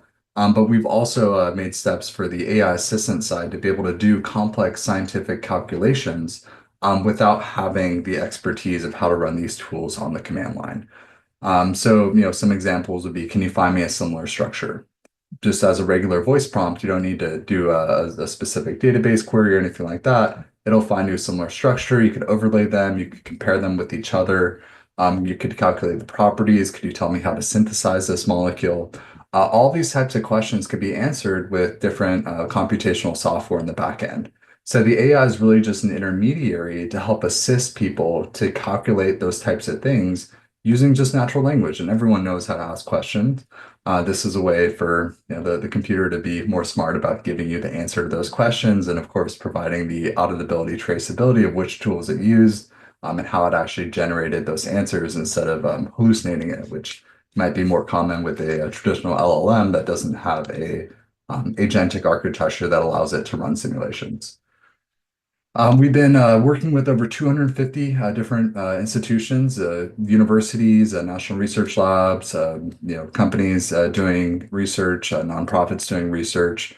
A lot of the work that we've been able to help with is not published, but even so, we've been able to publish a number of scientific papers, both on the teaching and education side, for kind of getting the next generation used to modern technology and modern tools so that they could end up making better medicine. As well as a lot of publications on molecules that were designed specifically around the SARS-CoV-2 coronavirus. Most of that research was very open source compared to a lot of the other projects that companies might have. So yeah, you can check that out at our website, nanom.ai/publications. But really, on the education side, I just want to highlight the impact that it's having for students. There was a case study with Harvard where they published a paper showing just how much the students were able to learn and retain by getting hands-on with molecules. So beyond the three-dimensional viewing, what was most impactful was actually being able to grab it, rotate it, flip it around, doing things that were very natural to do in a real world environment, but not natural to do on a traditional computing environment. So I was able to give them the next level of understanding. And I think it really holds true for PhDs in medicinal chemistry, for instance, where they're able to grab the structure, zoom in to the binding pocket. Rohan, I think you mentioned zooming down to the size of an ant, right? You can zoom down to the size of an atom here and get a real good understanding of what's going on with your molecular structures. So that's been really great from just K-12 and university education all the way through real research and development of new drugs that will be affecting patient care over the next few years. What you can see here is the latest that we've done with the Apple Vision Pro. I think that Meta's been offering really amazing headsets, and we like working with the Meta Quest devices, but we are hardware agnostic. So we've been working with other devices out there as well. What's really cool is they have the sort of futuristic avatars that look a lot more lifelike compared to our Meta avatars. I think both have their pluses, but all of that goes on to the social side because the molecules are going to be the same in any platform, and having the 3D view of the molecules is important. But as we talk about metaverse safety and other things like that, there's ways to deploy all the devices in secure ways, on premise. But of course, maybe Apple will have its own flair for some users that are sort of already embedded in the Apple ecosystem.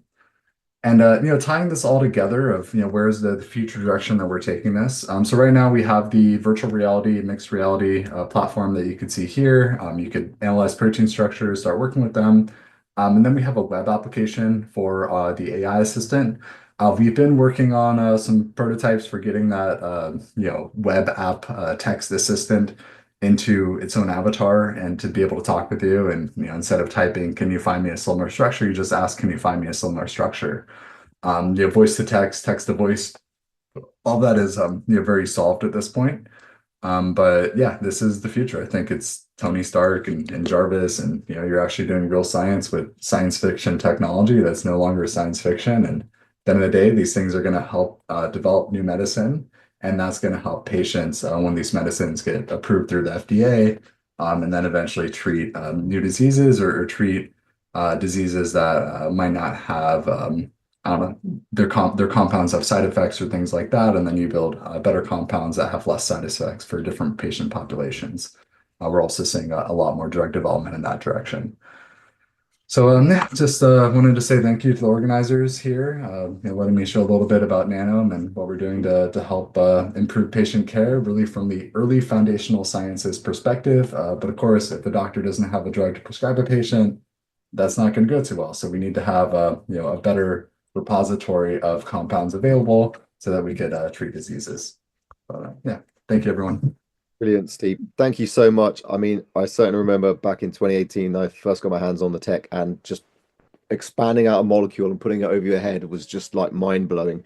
So really, really appreciate you coming, and it's fantastic to see how far you guys have progressed over the last couple of years. So thank you so much for that presentation and joining us. Brilliant. Okay. So we're going to move on swiftly to Mark Edwards from ViewMind. Mark, are you good to go, hopefully? Yes. Brilliant. Over to you.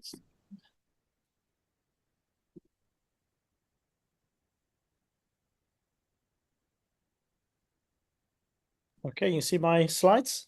And yep, you're good to go. Okay, great. All right. Well, hello, everybody. Good afternoon. My name is Mark Edwards. I'm the CEO, co-founder of ViewMind.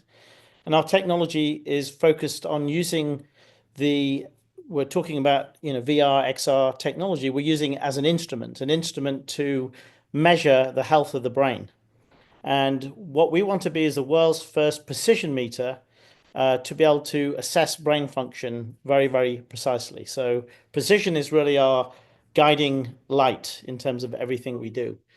Why is this important? Well, we have a huge challenge in terms of brain and mental health issues globally. It's a $5.6 trillion problem in terms of the impact on the global economy, 2.6 trillion for neurodegenerative disorders. And within that, you've got cognitive impairment, 92% of which is not diagnosed. And it's a problem that is being exacerbated by an aging population. So by the year 2040, the number of people who are at the age of 50 and above is going to increase by 40%. And the average age span will increase by 4.6 years around the world. So that's a huge escalation in the challenge with diseases like Alzheimer's, Parkinson's, multiple sclerosis, Huntington's, and so on.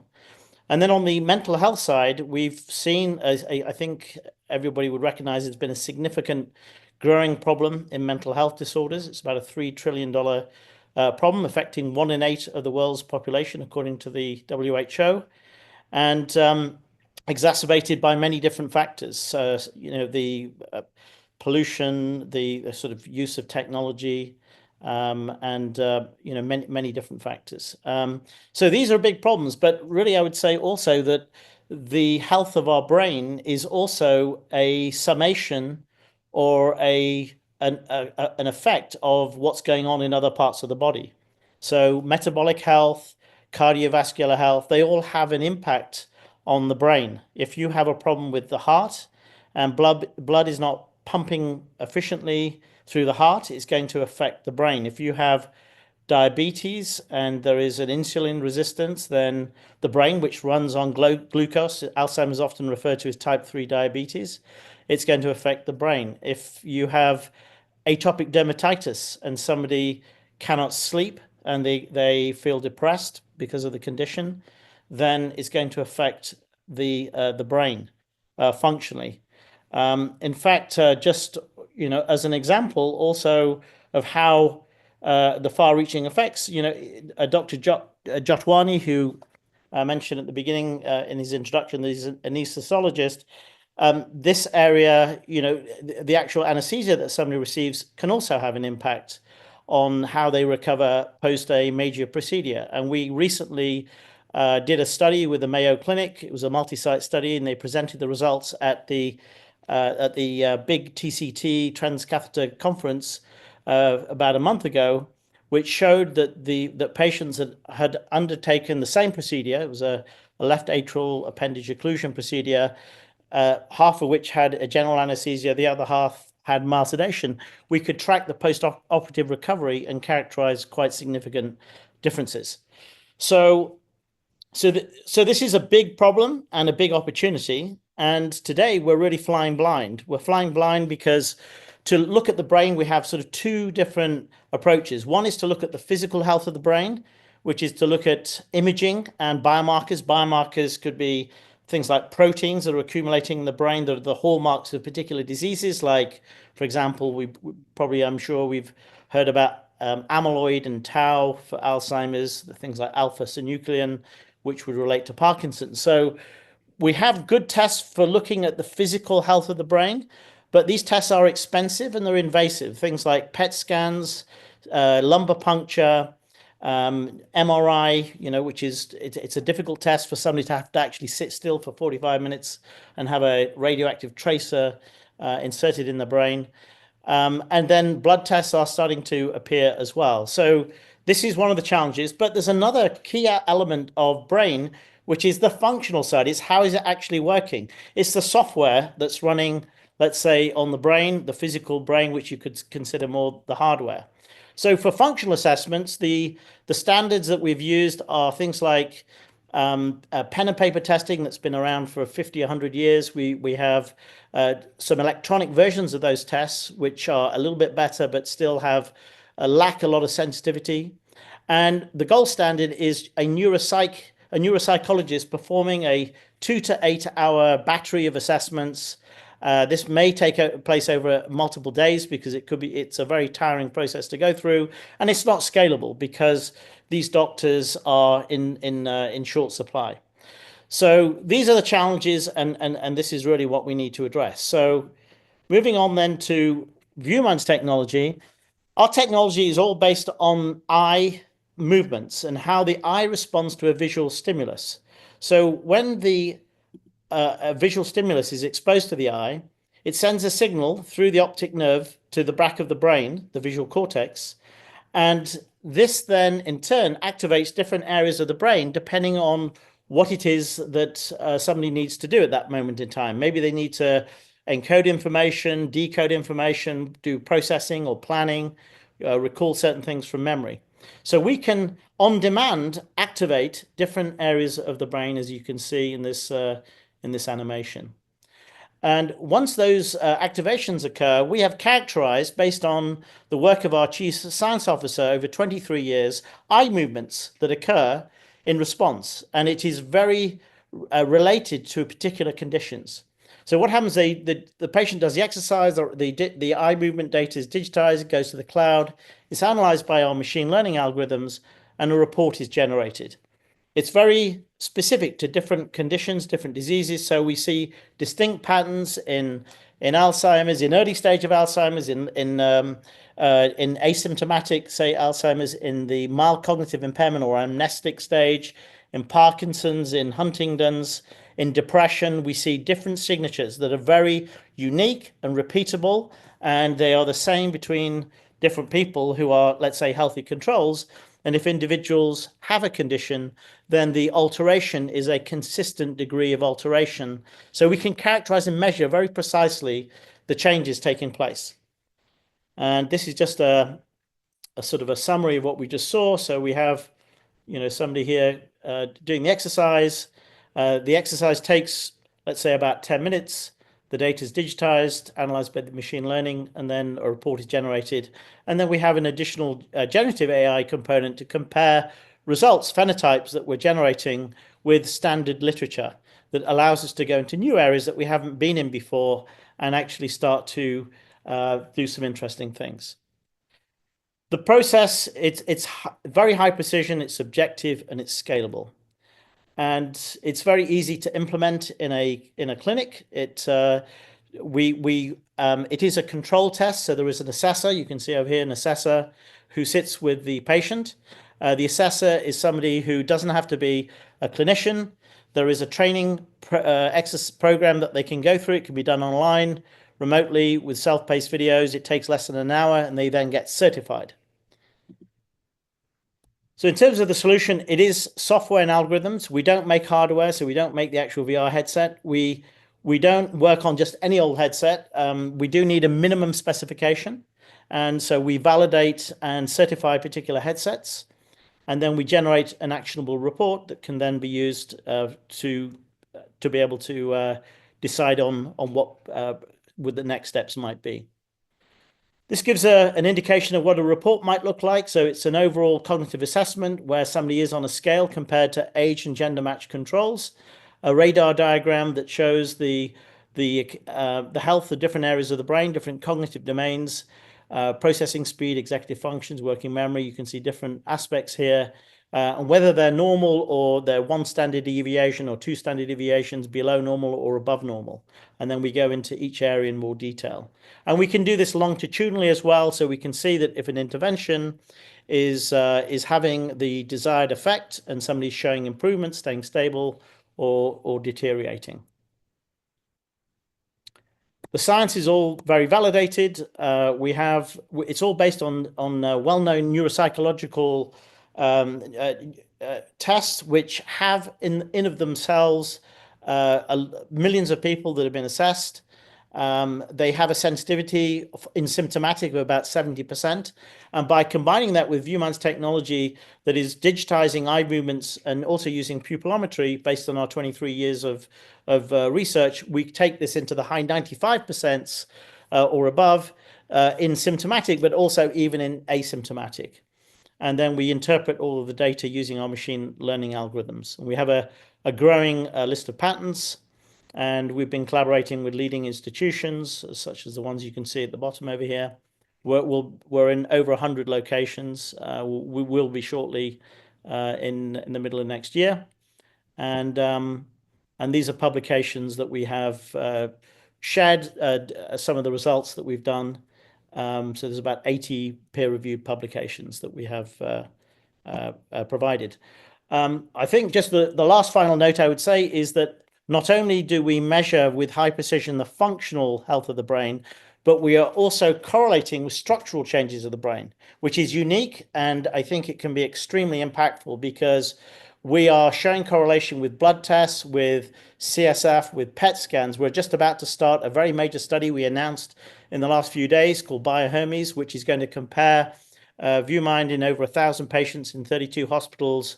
We're all going to have PET, amyloid, tau, blood tests, various different MRIs. And so this will build on the work that we have done previously.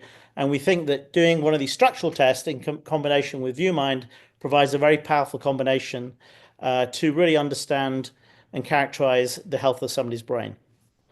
So on that note, I will stop and happy to take any Mark, questions. that was absolutely fantastic. Really, really, really appreciate you taking the time to share that with us. In this section, we don't actually have time for questions, but what we really will encourage everyone to do, because I've seen some questions have gone into the chat as well, is the whole point of these demo pieces are just to encourage yourselves as presenters who have seen other people present, who have an interest in what they're doing, and those as participants joining today to reach out to these presenters, right? We're going to share slides and things afterwards as part of the package, so you'll all get those anyway. But we really, really kind of want to encourage through these presentations people to reach out and collaborate. And so without further ado, what I'm going to do now is introduce our next presenter. And that is Andreas Forsland from Cognition, who is going to join us. Hopefully, he's ready to go.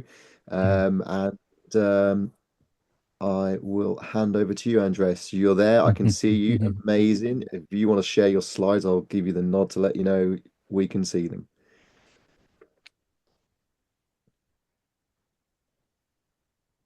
How's this? Yep, you're good to go. Great. Can you hear me? Audio good? Audio's good too. Yeah. Fantastic, Paul. Thank you, everybody, for joining today, and thanks for giving me a few minutes to share some of the work that we're doing here at Cognition. My name is Andreas Forsland. I'm the CEO and founder of Cognition Corporation. We are a BCI company.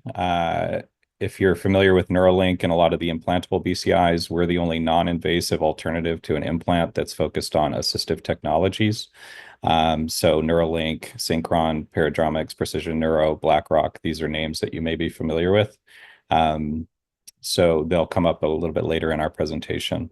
What I wanted to share with you, though, and also building off of Mark's presentation, thank you, Mark, for the masterclass in understanding sort of the impacts and the scope of mental health and brain health and functional characterization.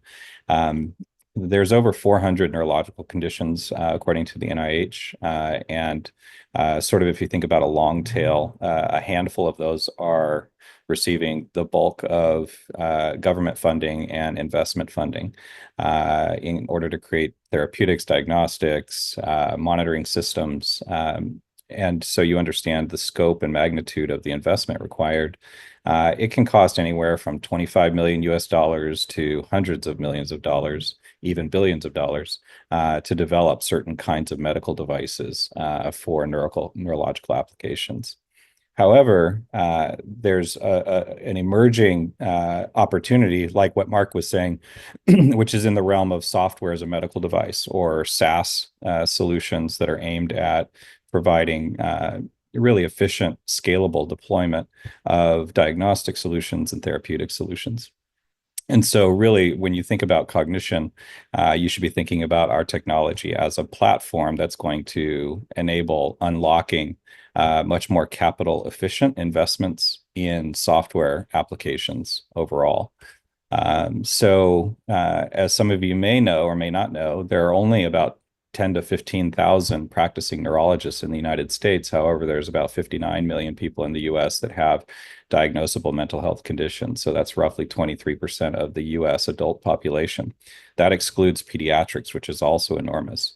When we think about the patient to doctor ratio, it's pretty outrageous. There's a scale issue of just not enough neurologists, and as we heard earlier, there's not enough training on all of the functional needs or diagnostic needs related to the entire central nervous system. So there's an emerging massive opportunity to fill that gap with software-based solutions. So one of the things that we've learned, we started Cognition in 2014. So we've spent a lot of time deep in various communities, including cerebral palsy, ALS, traumatic brain injuries, progressive conditions, neurodegenerative conditions, developmental disabilities. And what we found early on was every brain and nervous system is unique. And it's easy to sort of say that. It's a lot harder to address when you think about the personalization needs for an individual patient. So we believed early on that the role of AI would eventually play a significant part in adapting neuroadaptive technologies and software to be much more mindful and sensitive of the situation or context that a patient's in, and adjusting its classifications and algorithms and models depending on what they need at any given time. We started out as a company in assistive technology, helping individuals with severe disabilities to communicate. We've since expanded into other applications, which I'm going to show. But if you see here the image on the right, we have an extremely robust internal knowledge base around many different conditions and the application of BCI technology, neurosensing, neuromodulation, biofeedback, and the benefits and the applicability for feature matching certain kinds of neurotech to various conditions. If we highlight a handful of acquired conditions in the adult population, as well as neurodegenerative conditions and some developmental conditions, it's still a fairly sizable chunk of the US population, 25 million, in fact. But if you back that out into the most severe cases, we're talking about 3.5 million adults in the US. And the US represents statistically about 4% of the world's population. So it's a fairly sizable market, exceeding 100 million people worldwide with just these conditions. And so when we look at this and say, well, what's the most expedient way to move beyond the constraints of regulatory and saying, we want to make sure that we have extremely safe and effective solutions for people, but we also understand that regulatory in its current design and commercialization through reimbursement models like Medicare and CMS are a gating factor that prevent widespread societal scale of applications that could be very, very helpful for many people. So I point out what Apple has done here, which is an interesting model with the Apple Watch. And now many of you have probably heard about what's going on with the Apple AirPods, where you have extremely sophisticated, high-quality sensors that are designed in a non-regulated device, such as an Apple Watch or AirPod. However, folks like everyone on this call can access these technologies and rely on the quality of the sensors to build and validate clinically applications, and then eventually commercialize those applications on the same platform.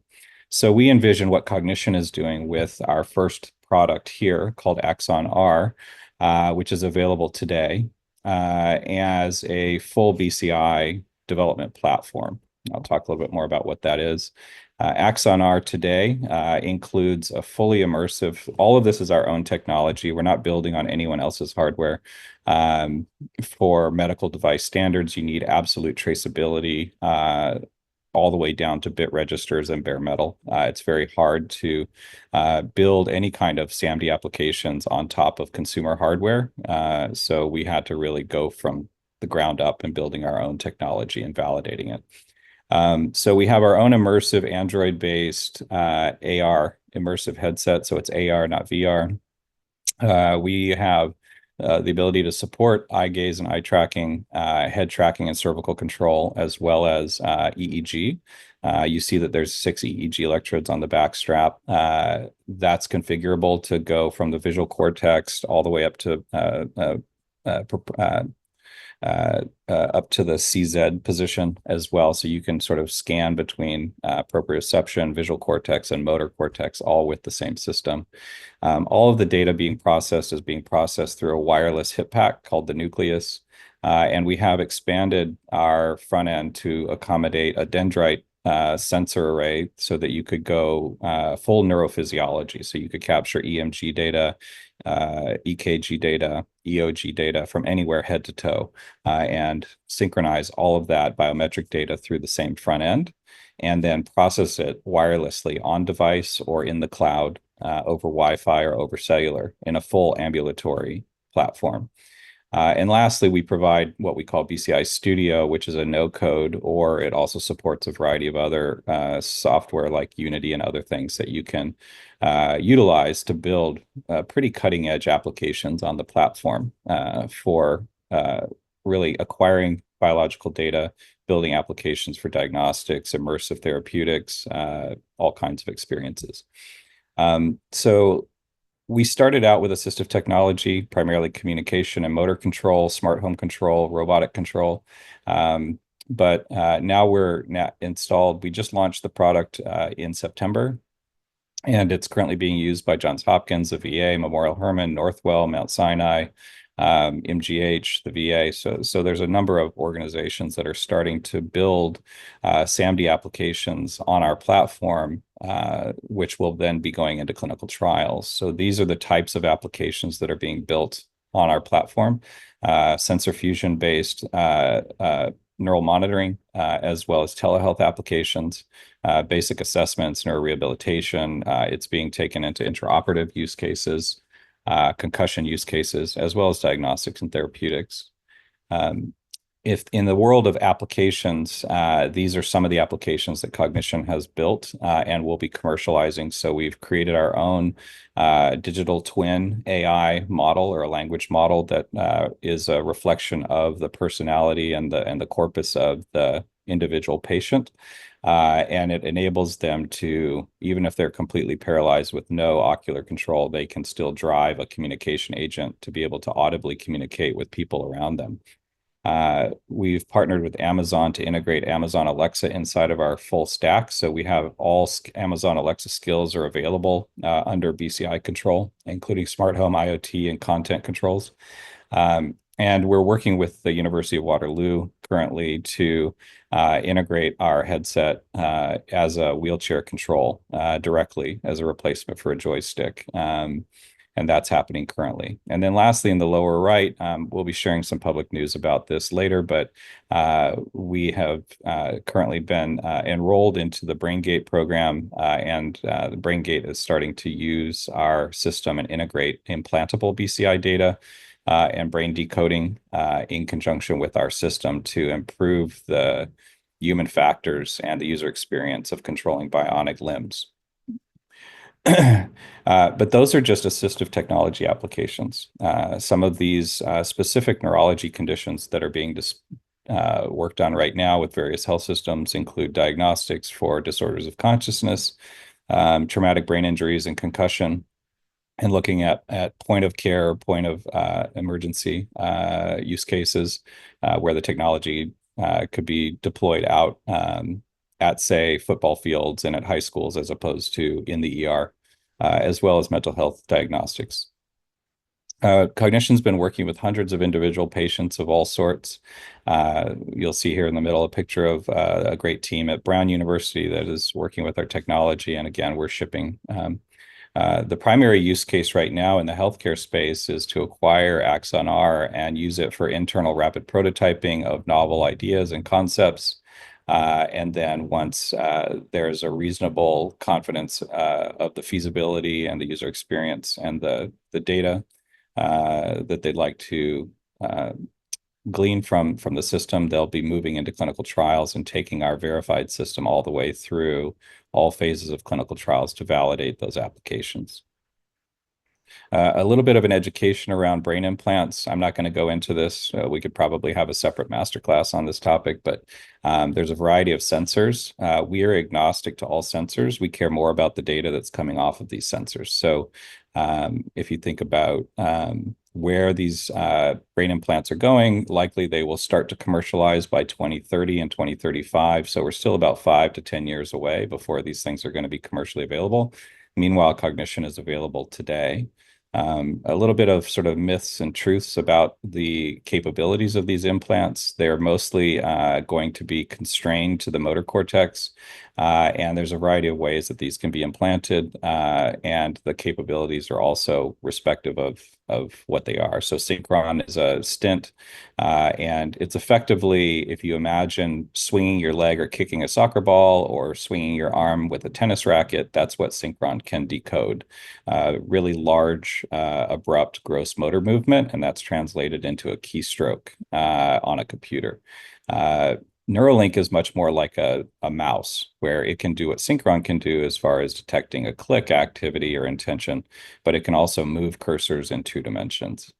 Meanwhile, Cognition, our platform, is really designed non-invasively as a 9DOF system where we can deal with multimodal sensor fusion, including eye, motion, BCI, fixation, and a click, as well as the computer and the immersive application stack. I'm going to show a video here so you can see it actually in action. It's pretty heartwarming to see individuals being able to use this to communicate. And this is a very short video here that I wanted to share with you.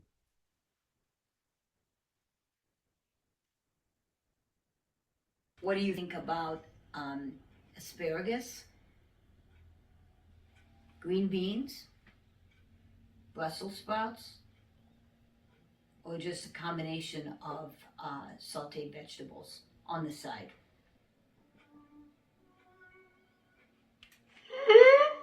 I'm not sure how well Brussels sprouts would go with paella.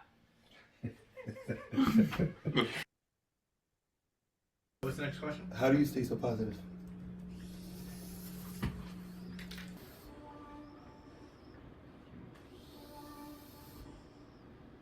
I try to see the good in every situation. Wow. Nice. The blessing, it helps me communicate. Oh, that's really cool. Could you ask him if he feels claustrophobic, or you could see himself wearing this for long periods of time? Hey, this is incredible. God bless you. This is very Thank you, man. Not at all. I feel quite comfortable in the device. Wow. Nice. Good. Can we get a manual confirmation? That's what Ravitsi, is that what you meant to say? No. Yeah. Ravitsi said yes. Mazel tov. That's good. Effectively, we built a personalized interactive interface that this is what it looks like from the inside out, where an individual could respond to a captioned prompt, and there's a stream of context awareness and history regarding the individual communicator. And there's a sort of vernacular that each individual has that's unique to themselves. So it enables them to accelerate their communication from what Stephen Hawking would normally have is, say, 2 to 3 words per minute. Jazz music is my favorite. I love the smooth vibes. We're now exceeding 30 to 60 words per minute, being able to combine AI with BCI through this construct. And just sort of coming to a close here, you know, our focus is really being a platform. And so we're very much open to partnerships, both on the software side. So I was really impressed with the ViewMind stuff. That was really great to see. We also have a number of hardware partners and platform partners. We have received FDA breakthrough device designation for our BCI for that communication use case. But we're also involved as the only US delegate on the global standards with NCITS, ISO, IEC, JTC1, SC 443, which are the BCI standards bodies, as well as some of the others. So a lot of the work we're doing is really pushing the envelope of what's possible and then working with the standards bodies about setting really the standards, moving beyond mouse and cursor control into true neural interfacing and what that user experience needs to be. So just in closing, thank you again. If you'd really like to see neurology transform, feel free to reach out to me. My contact information is here. And then over to you, Paul.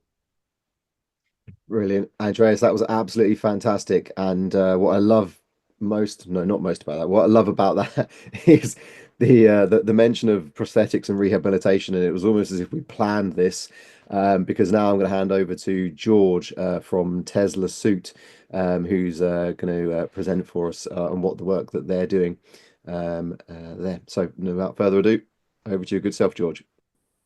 Hey, thanks everybody. Yeah, before I show my slides, because I am a hardware guy, I thought I would introduce myself. I'm George with Tesla Suit. Previously worked at HP and with Meta for a while doing VR, so I've been in the hardware field for quite a while. I am actually wearing a Tesla Suit now. I just wanted to show that briefly. And also, we have a glove. It's a bit of a dev kit, but I thought I'd show you first and foremost to say these are real products. They are dev kit level products. They're early products, so we're not really at mass scale, but that's kind of why I joined the company recently. So let me pull up my slides here and get into this. So yeah, so this is me, Chief Product Officer of Tesla Suit. Tesla Suit is a full body immersive peripheral, if you will, to allow you to both be fully immersed in VR, to track your body movement through motion capture, but also to feel stimulation through electrostimulation. So we have two sort of forms of electrostimulation. One is in the skin layer, TENS, if you're familiar with it. It's like you can feel light touch sensations in the skin. So the Tesla suit allows you to feel feedback across your body in different ways. And then with the EMS, we can actually trigger the muscle movement. And I'll show you something in just a second about how we use that for rehabilitation. We also have biometry, sort of a Fitbit in the suit, if you will, to trace your heart rate and your oxygen levels. And then with the glove, obviously, we have force feedback. So the glove itself has sensors on the individual fingertips, as well as the ability to allow you to stop motion when you're trying to grasp something in VR. So as Roland was talking earlier about threading a needle and doing microsurgery type things, there's definitely application in the future for that kind of interaction, more fully immersed in the VR experience through Tesla Suit. So I just want to kind of walk you through a few case studies today, really kind of a high level view of what people have been using our dev kit to do in academic research and medical research, and to showcase just a few of those potentials to kind of trigger you to think about where haptics is going to be playing a part in this future of immersive healthcare. I'll start with Reedy University. They're based in the Netherlands. They've been using our suit for a number of years. The student that's been working on this, her name is Simona. She's done a fabulous job of kind of connecting the suit to work with various patients who are in forms of recovery to track motion, movement. And rather than talk about it, I will just go to a video real quick just to show you a couple minutes of what that looks like, some of the research that they've been able to do. Hopefully this will just start. Yeah. So I'll just let this play for a moment because it's better than me talking about it.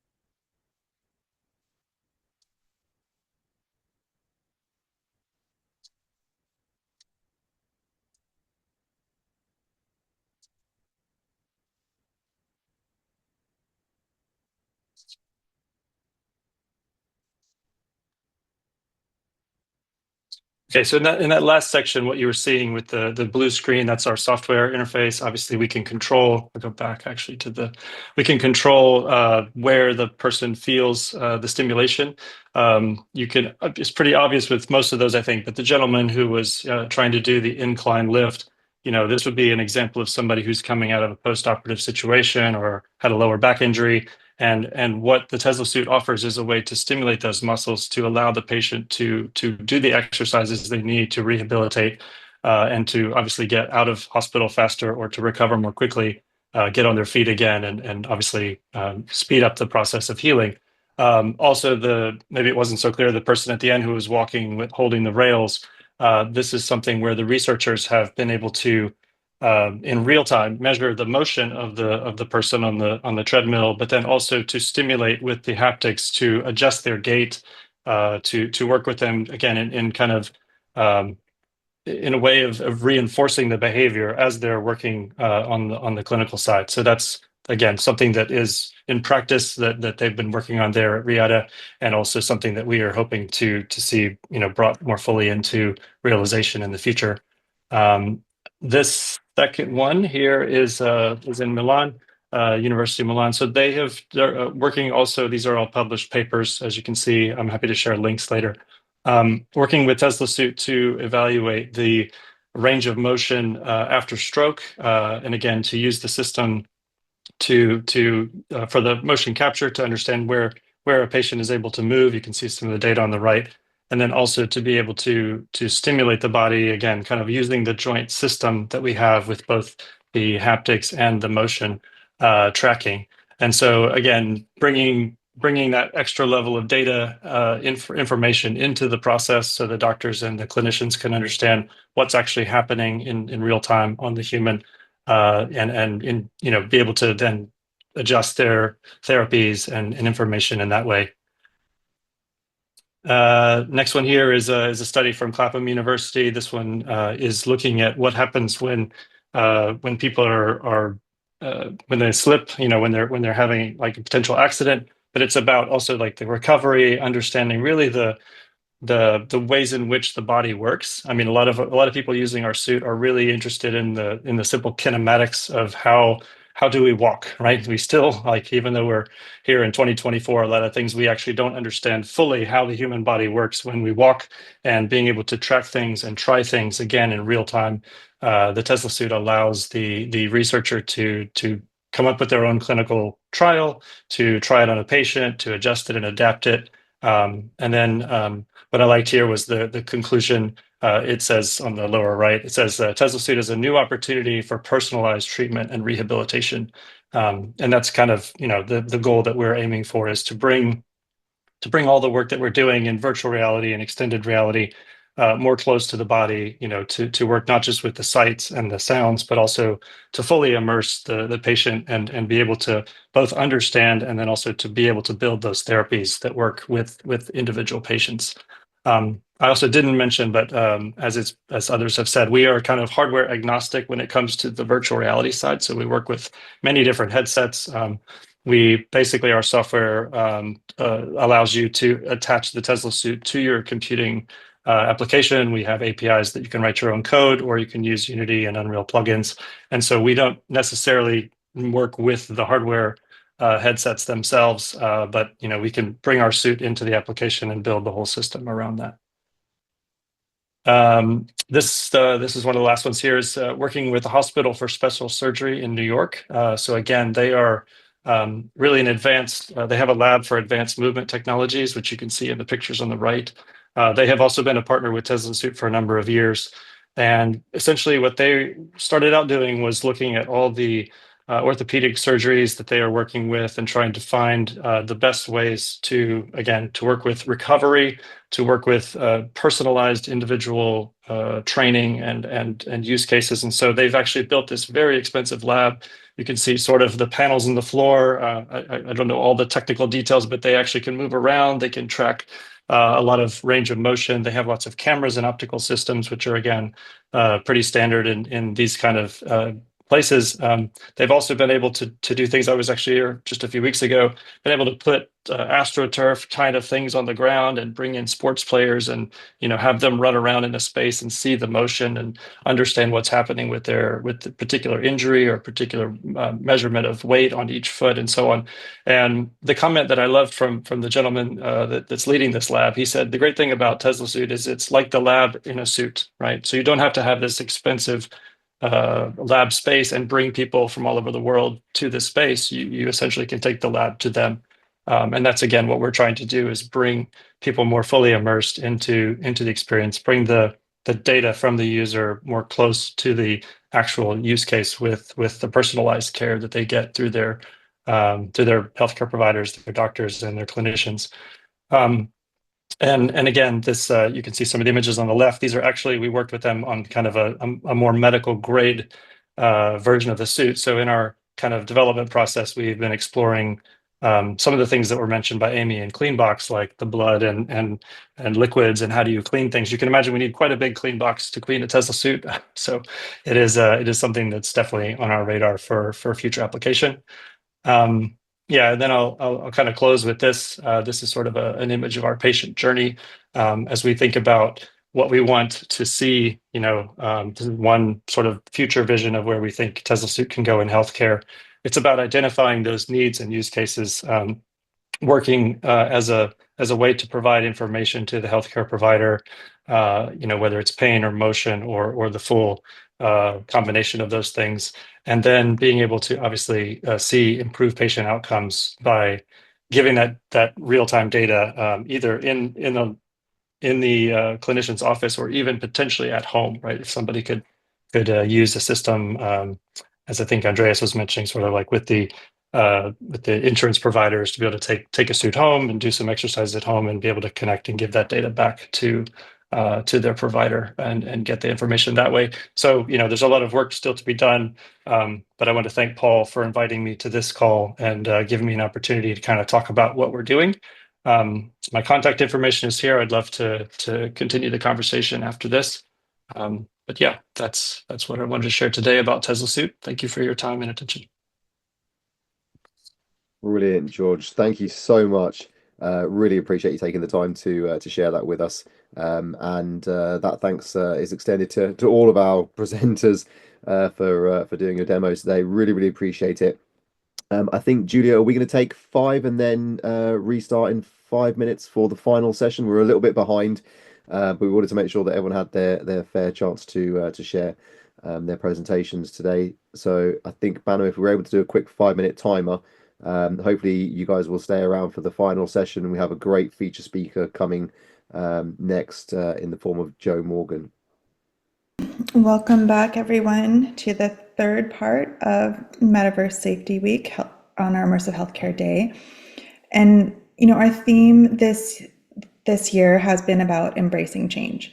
And the last session really highlighted how things are changing now. And many of these things are at that transition from research to product service implementation and just pushing forward really month by month. And seeing these milestones met, like with the FDA breakthrough device. So thank you to all the presenters, all the founders there for sharing their amazing work.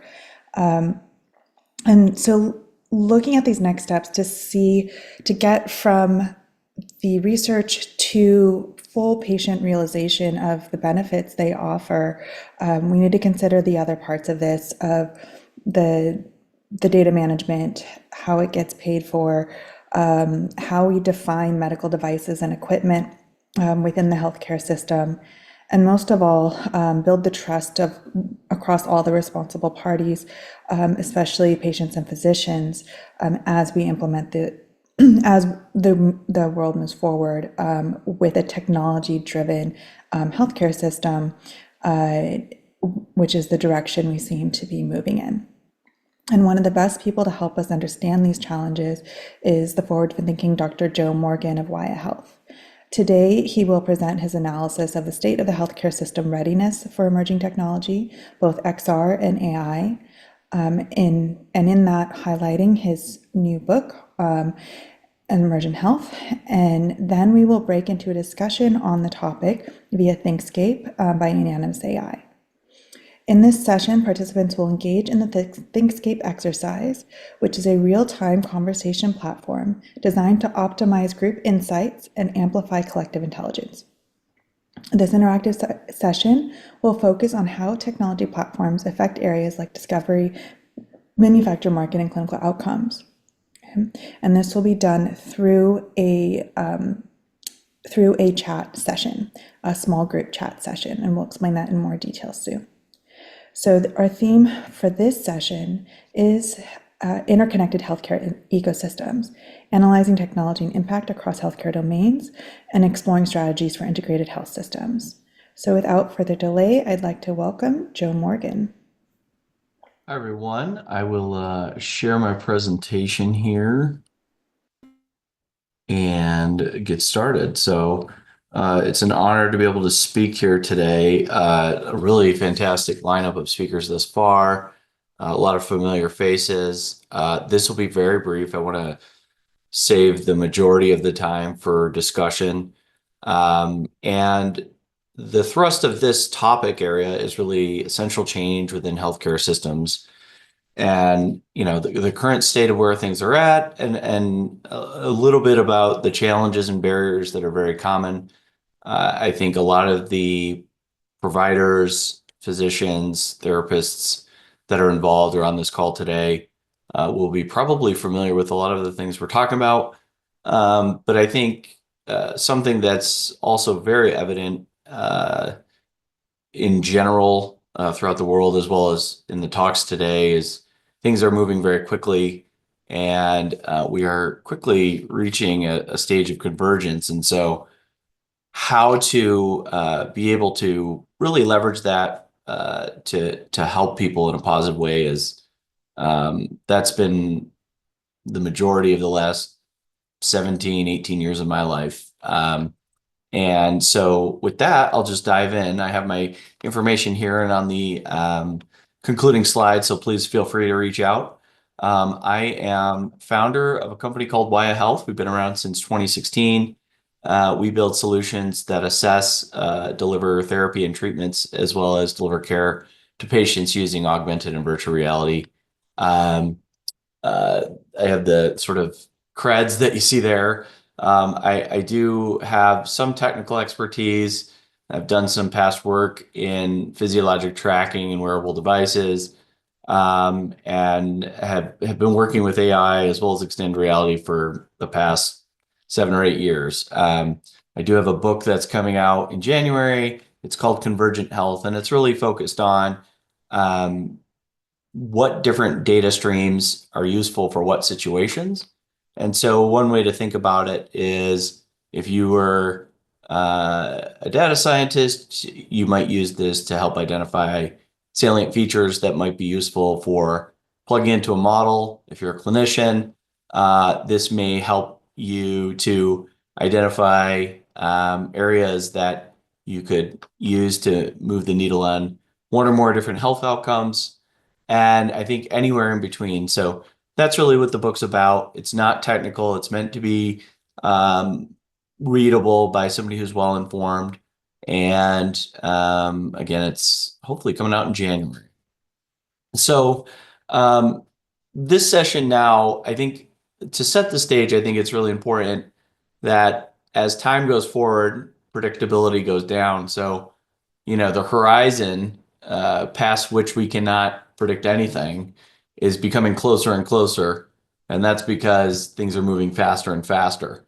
And so one of my colleagues at a recent AI conference said something that I thought was very profound. It got a lot of laughs, but it's very true, in that he essentially said that I put my crystal ball in the closet forever, meaning that things are just moving extremely fast, and it's the predictability really, we're going to be talking on the order of months soon, not years. And so I think that's really a paradigm shift, and really one that's really hard to wrap one's head around in terms of how quick things are moving forward. Technical capability and established benefits of patient care within extended reality and are very well established. 35, 40 years of research now in peer-reviewed literature. And so although I agree with Dr. Zhang's comment from earlier today, as well as others, that we are somewhat early in clinical implementation, a lot of the fundamental research has been going on for a long time. Not to say that we don't need to continue to do research. However, these are, it's a well-established fact that there are many benefits, or potential benefits, to patient care through the use of extended reality.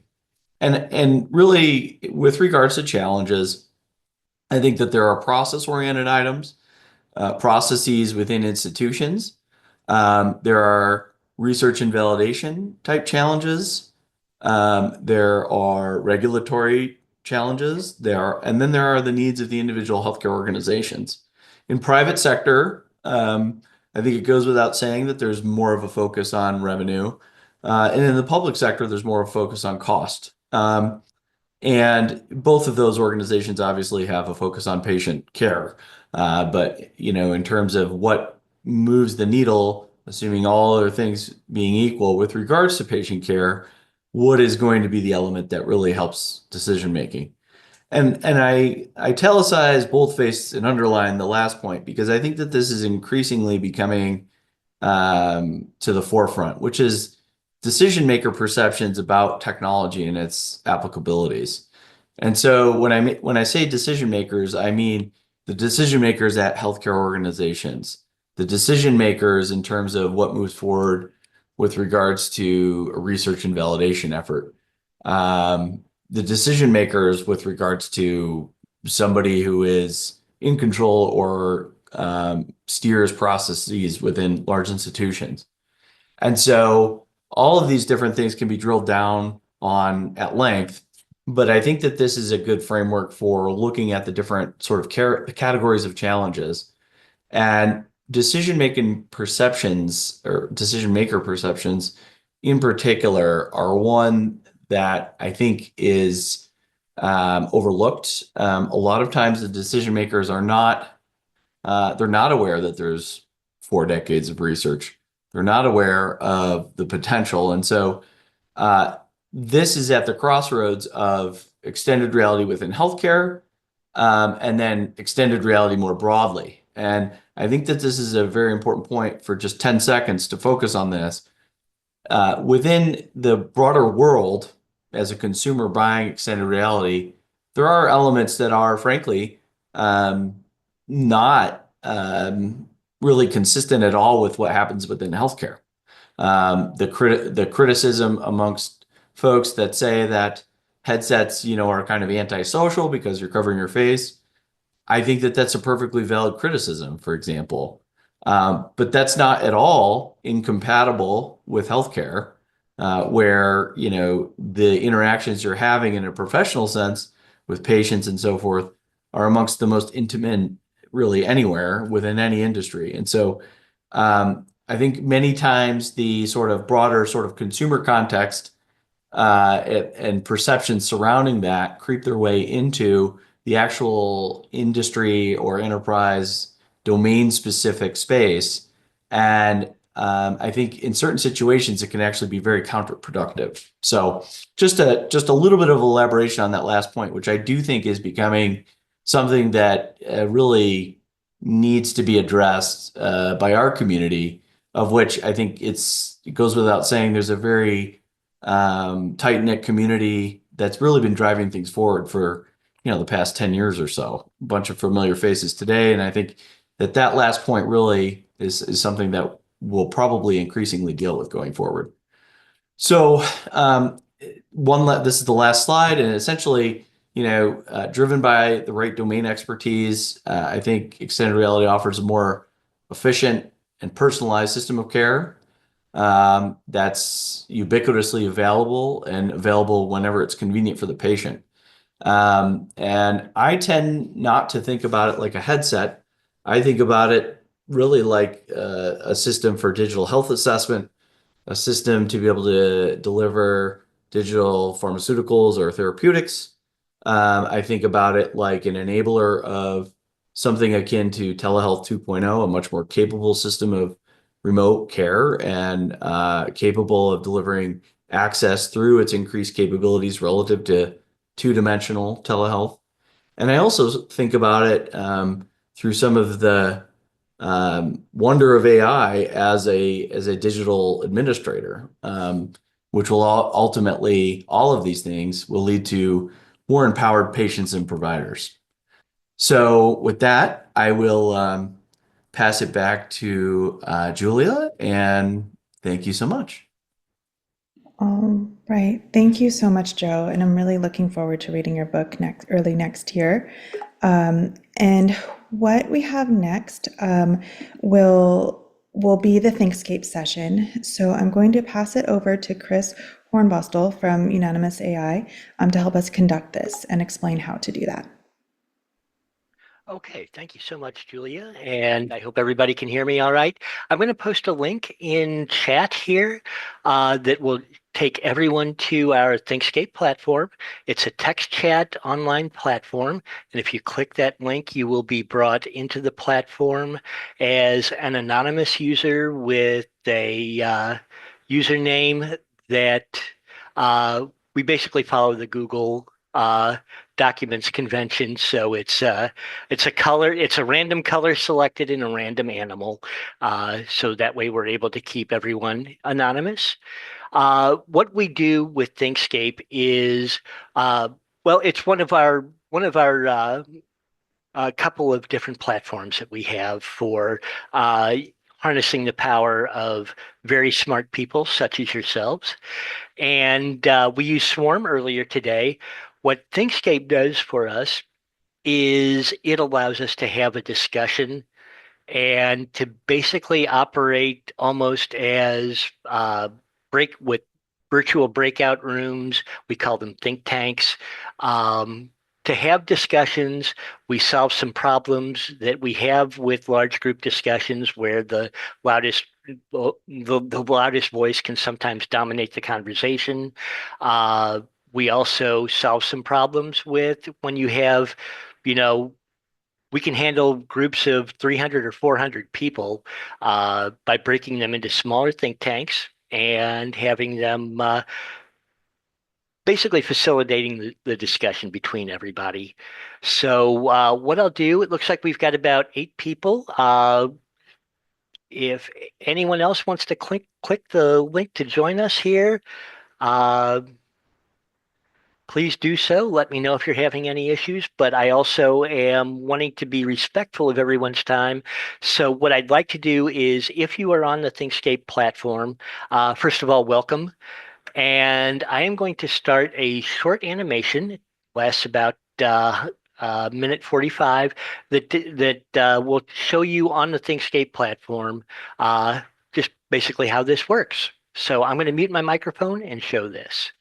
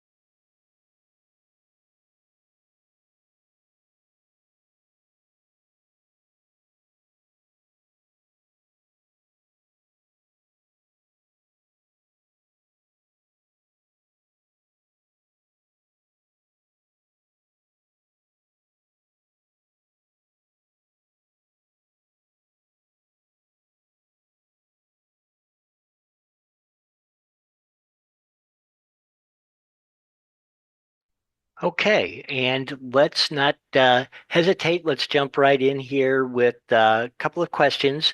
Uh, and basically, I'm just going to ask that as much as possible, we keep all the text chat on topic. You can also try out, there's a speech to text microphone in the lower segment of the message box. You can also click the letter A icons to increase the font size. And with all of that said, today's discussion is going to cover topics that pertain especially to immersive healthcare. So let's get started with our very first question. You'll be able to, I'll read it out and we'll also show it at the very top of the interface here. And our first question today is, What is the biggest barrier for immersive health tech adoption to overcome in the next 5 years, and why? The biggest barrier for immersive tech adoption to overcome in the next 5 years, and why? Tell us about, make a case for your suggestions on what those biggest barriers or biggest barrier might be.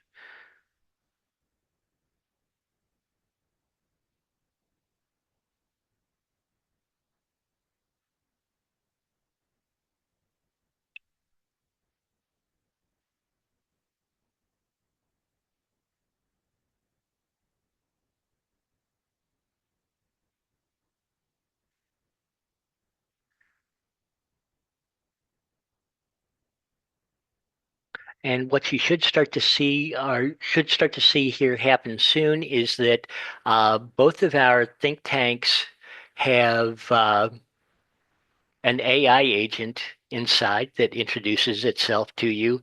And that AI agent will start to carry messages back and forth between the two think tanks. Sometimes when we do this with groups of 100 or more, we have 20 think tanks going. Sometimes with a really large group, we'll have just dozens and dozens and dozens of think tanks going with messages going back and forth. It allows everyone to talk amongst themselves within their immediate group, within their think tank, and then also consider and interact with and respond to the messages being shared to them from the other think tanks as well.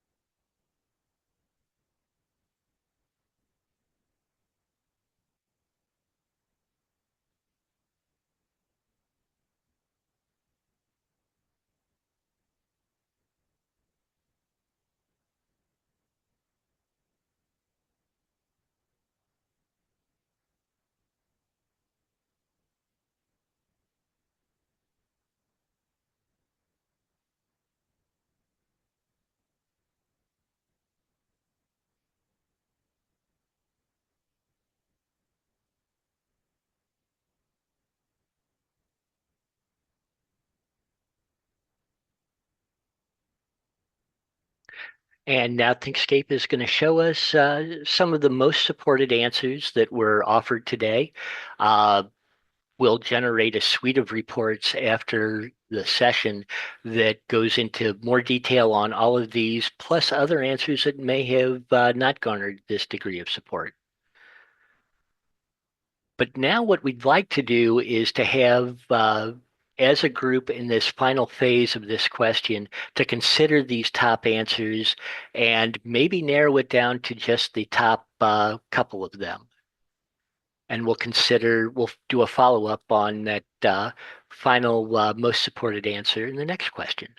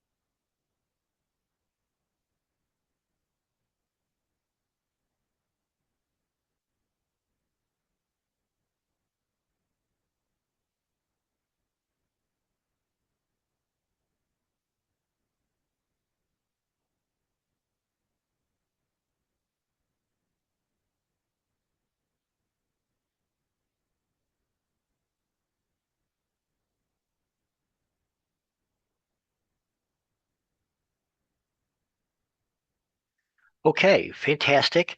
That was a great discussion. Really appreciate everyone's input. And we're going to do one more quick follow-up question based off of the answers there.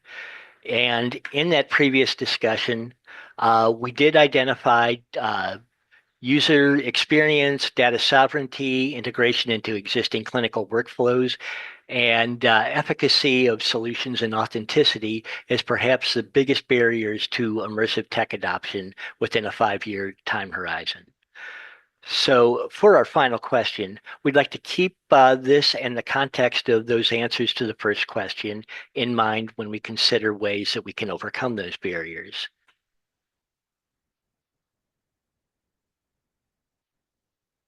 And so for our last question today to consider, what would be the most impactful thing needed to fundamentally change this position from our previous question, and why? What would be the most impactful thing needed, the most impactful thing that could happen, that could be done, that would change, that would basically help to clear some of these barriers from the previous question, and why? As you can tell with Thinkscape, why is always a very, very big part of our calculus here. It helps us to not only look at the answers, but also look at the underlying reasoning behind them.